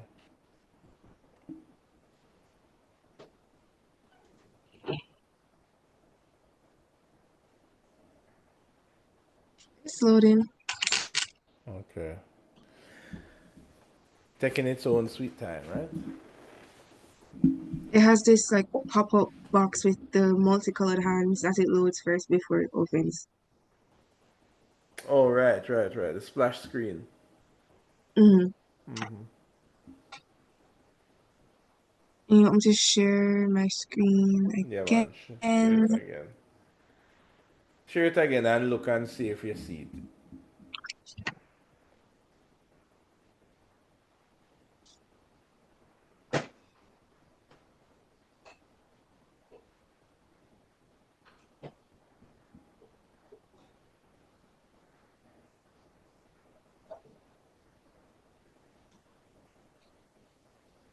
Yeah, you go ahead and open it now.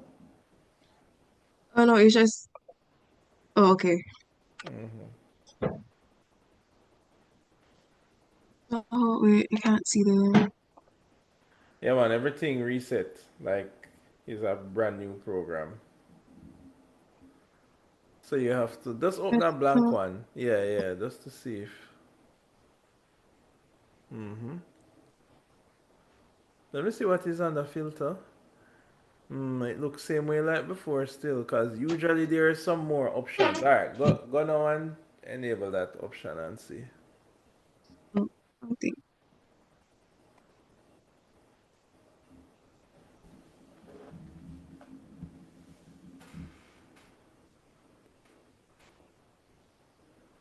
And then you're gonna have to close Photoshop now. Mm-hmm.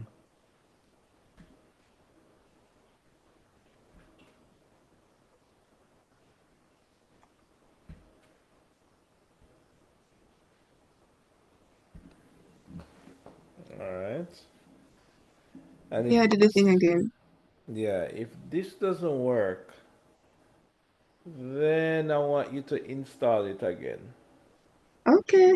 because it might be the program. Because it should be there. It should be. It really should be. So it might be an issue with some files or something that's missing from the installation.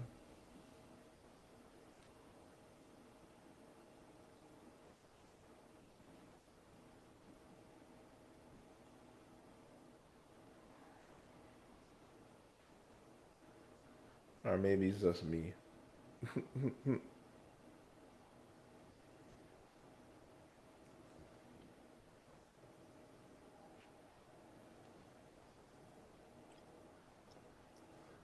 Moment of truth. Nope. And you don't even have the filter Yeah. galleries option either, which is so weird.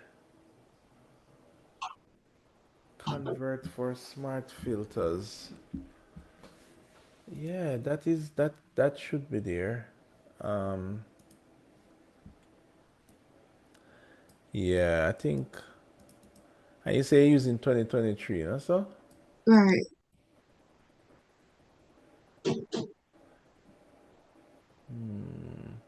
let me see. Okay. You have neutral filters. So your filter gallery is missing, and liquify is also missing. All right, do me a favor. Go back to preferences. Oh, wrong thing.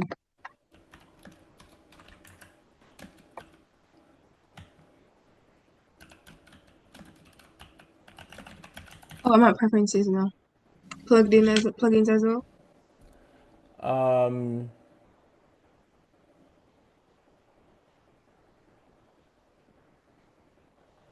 oh, oh, it's probably because of your hardware. Could be. All right, go to no, go to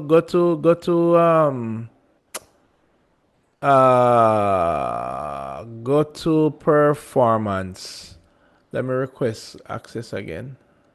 Where's performance?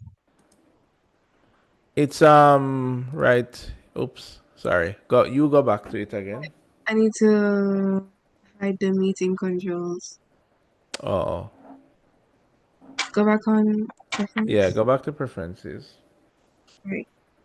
Yeah, above, up one more. That's performance. Oh,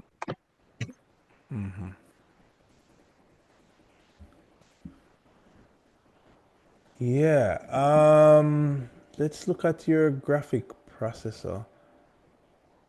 Radeon. Oh. Um.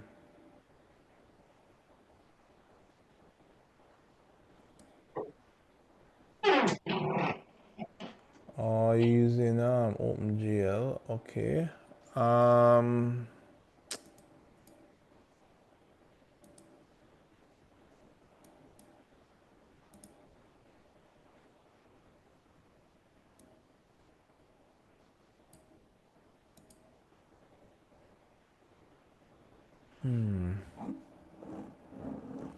Everything seems okay here. I was wondering if it's because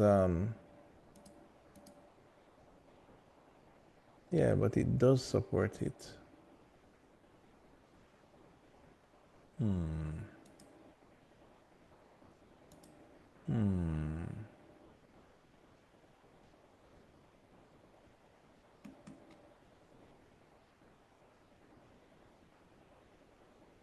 So what could have possibly gone on during the installation? Well, it might be that. Let's see. Because it might be that it's actually there, but it has something to do with your interface. Like it's Okay. disabled or something. Let me look in the um let me look in your menus under filter.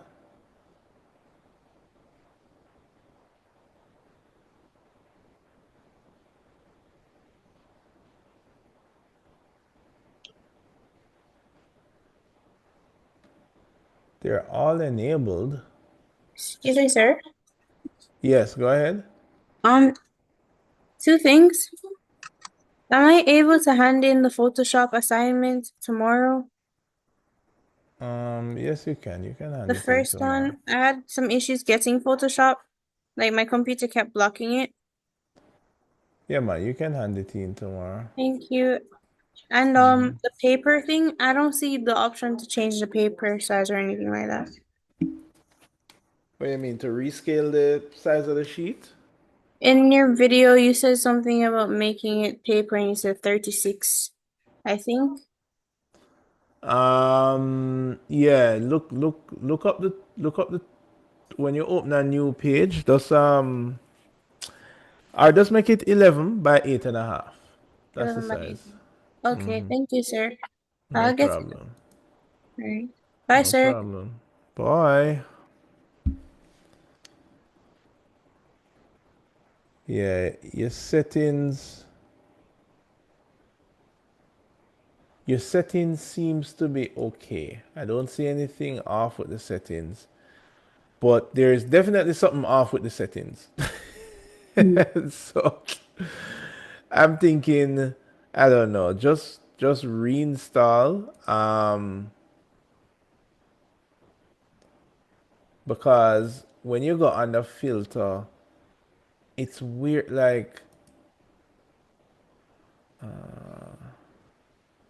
it should be there. It should be under filter already. But you have a bunch of options that's missing under here. I thought it was disabled or something, but yeah, definitely just do a reinstall because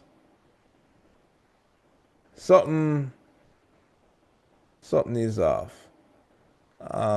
This is so that you can back up your plugins and load it back.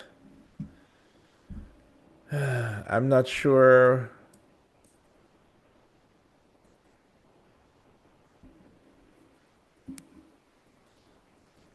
I feel like it's something simple, like there's something enabled that is preventing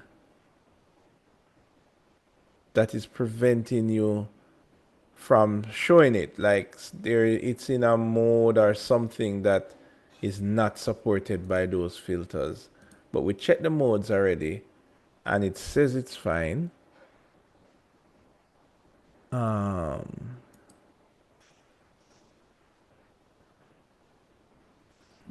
all of this should be default already. Yeah, all of this should be default.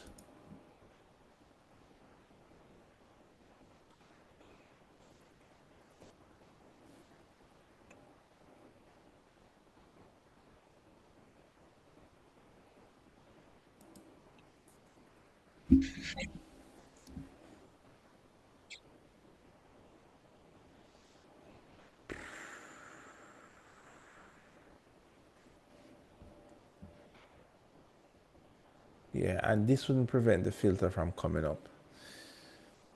Ugh. Hmm. Hmm. Very interesting. Yes, very interesting indeed. So here what you're going to do. One more thing you can try before. This is going kind of technical, and you can. All right. Here's two things that you can. How much users you have on your computer?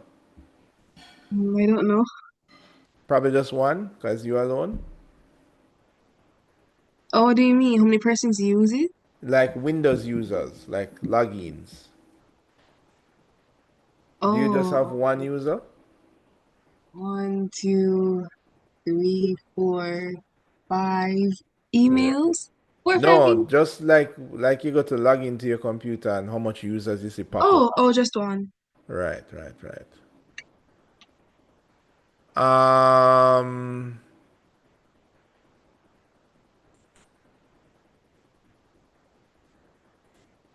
yeah, just install a different version.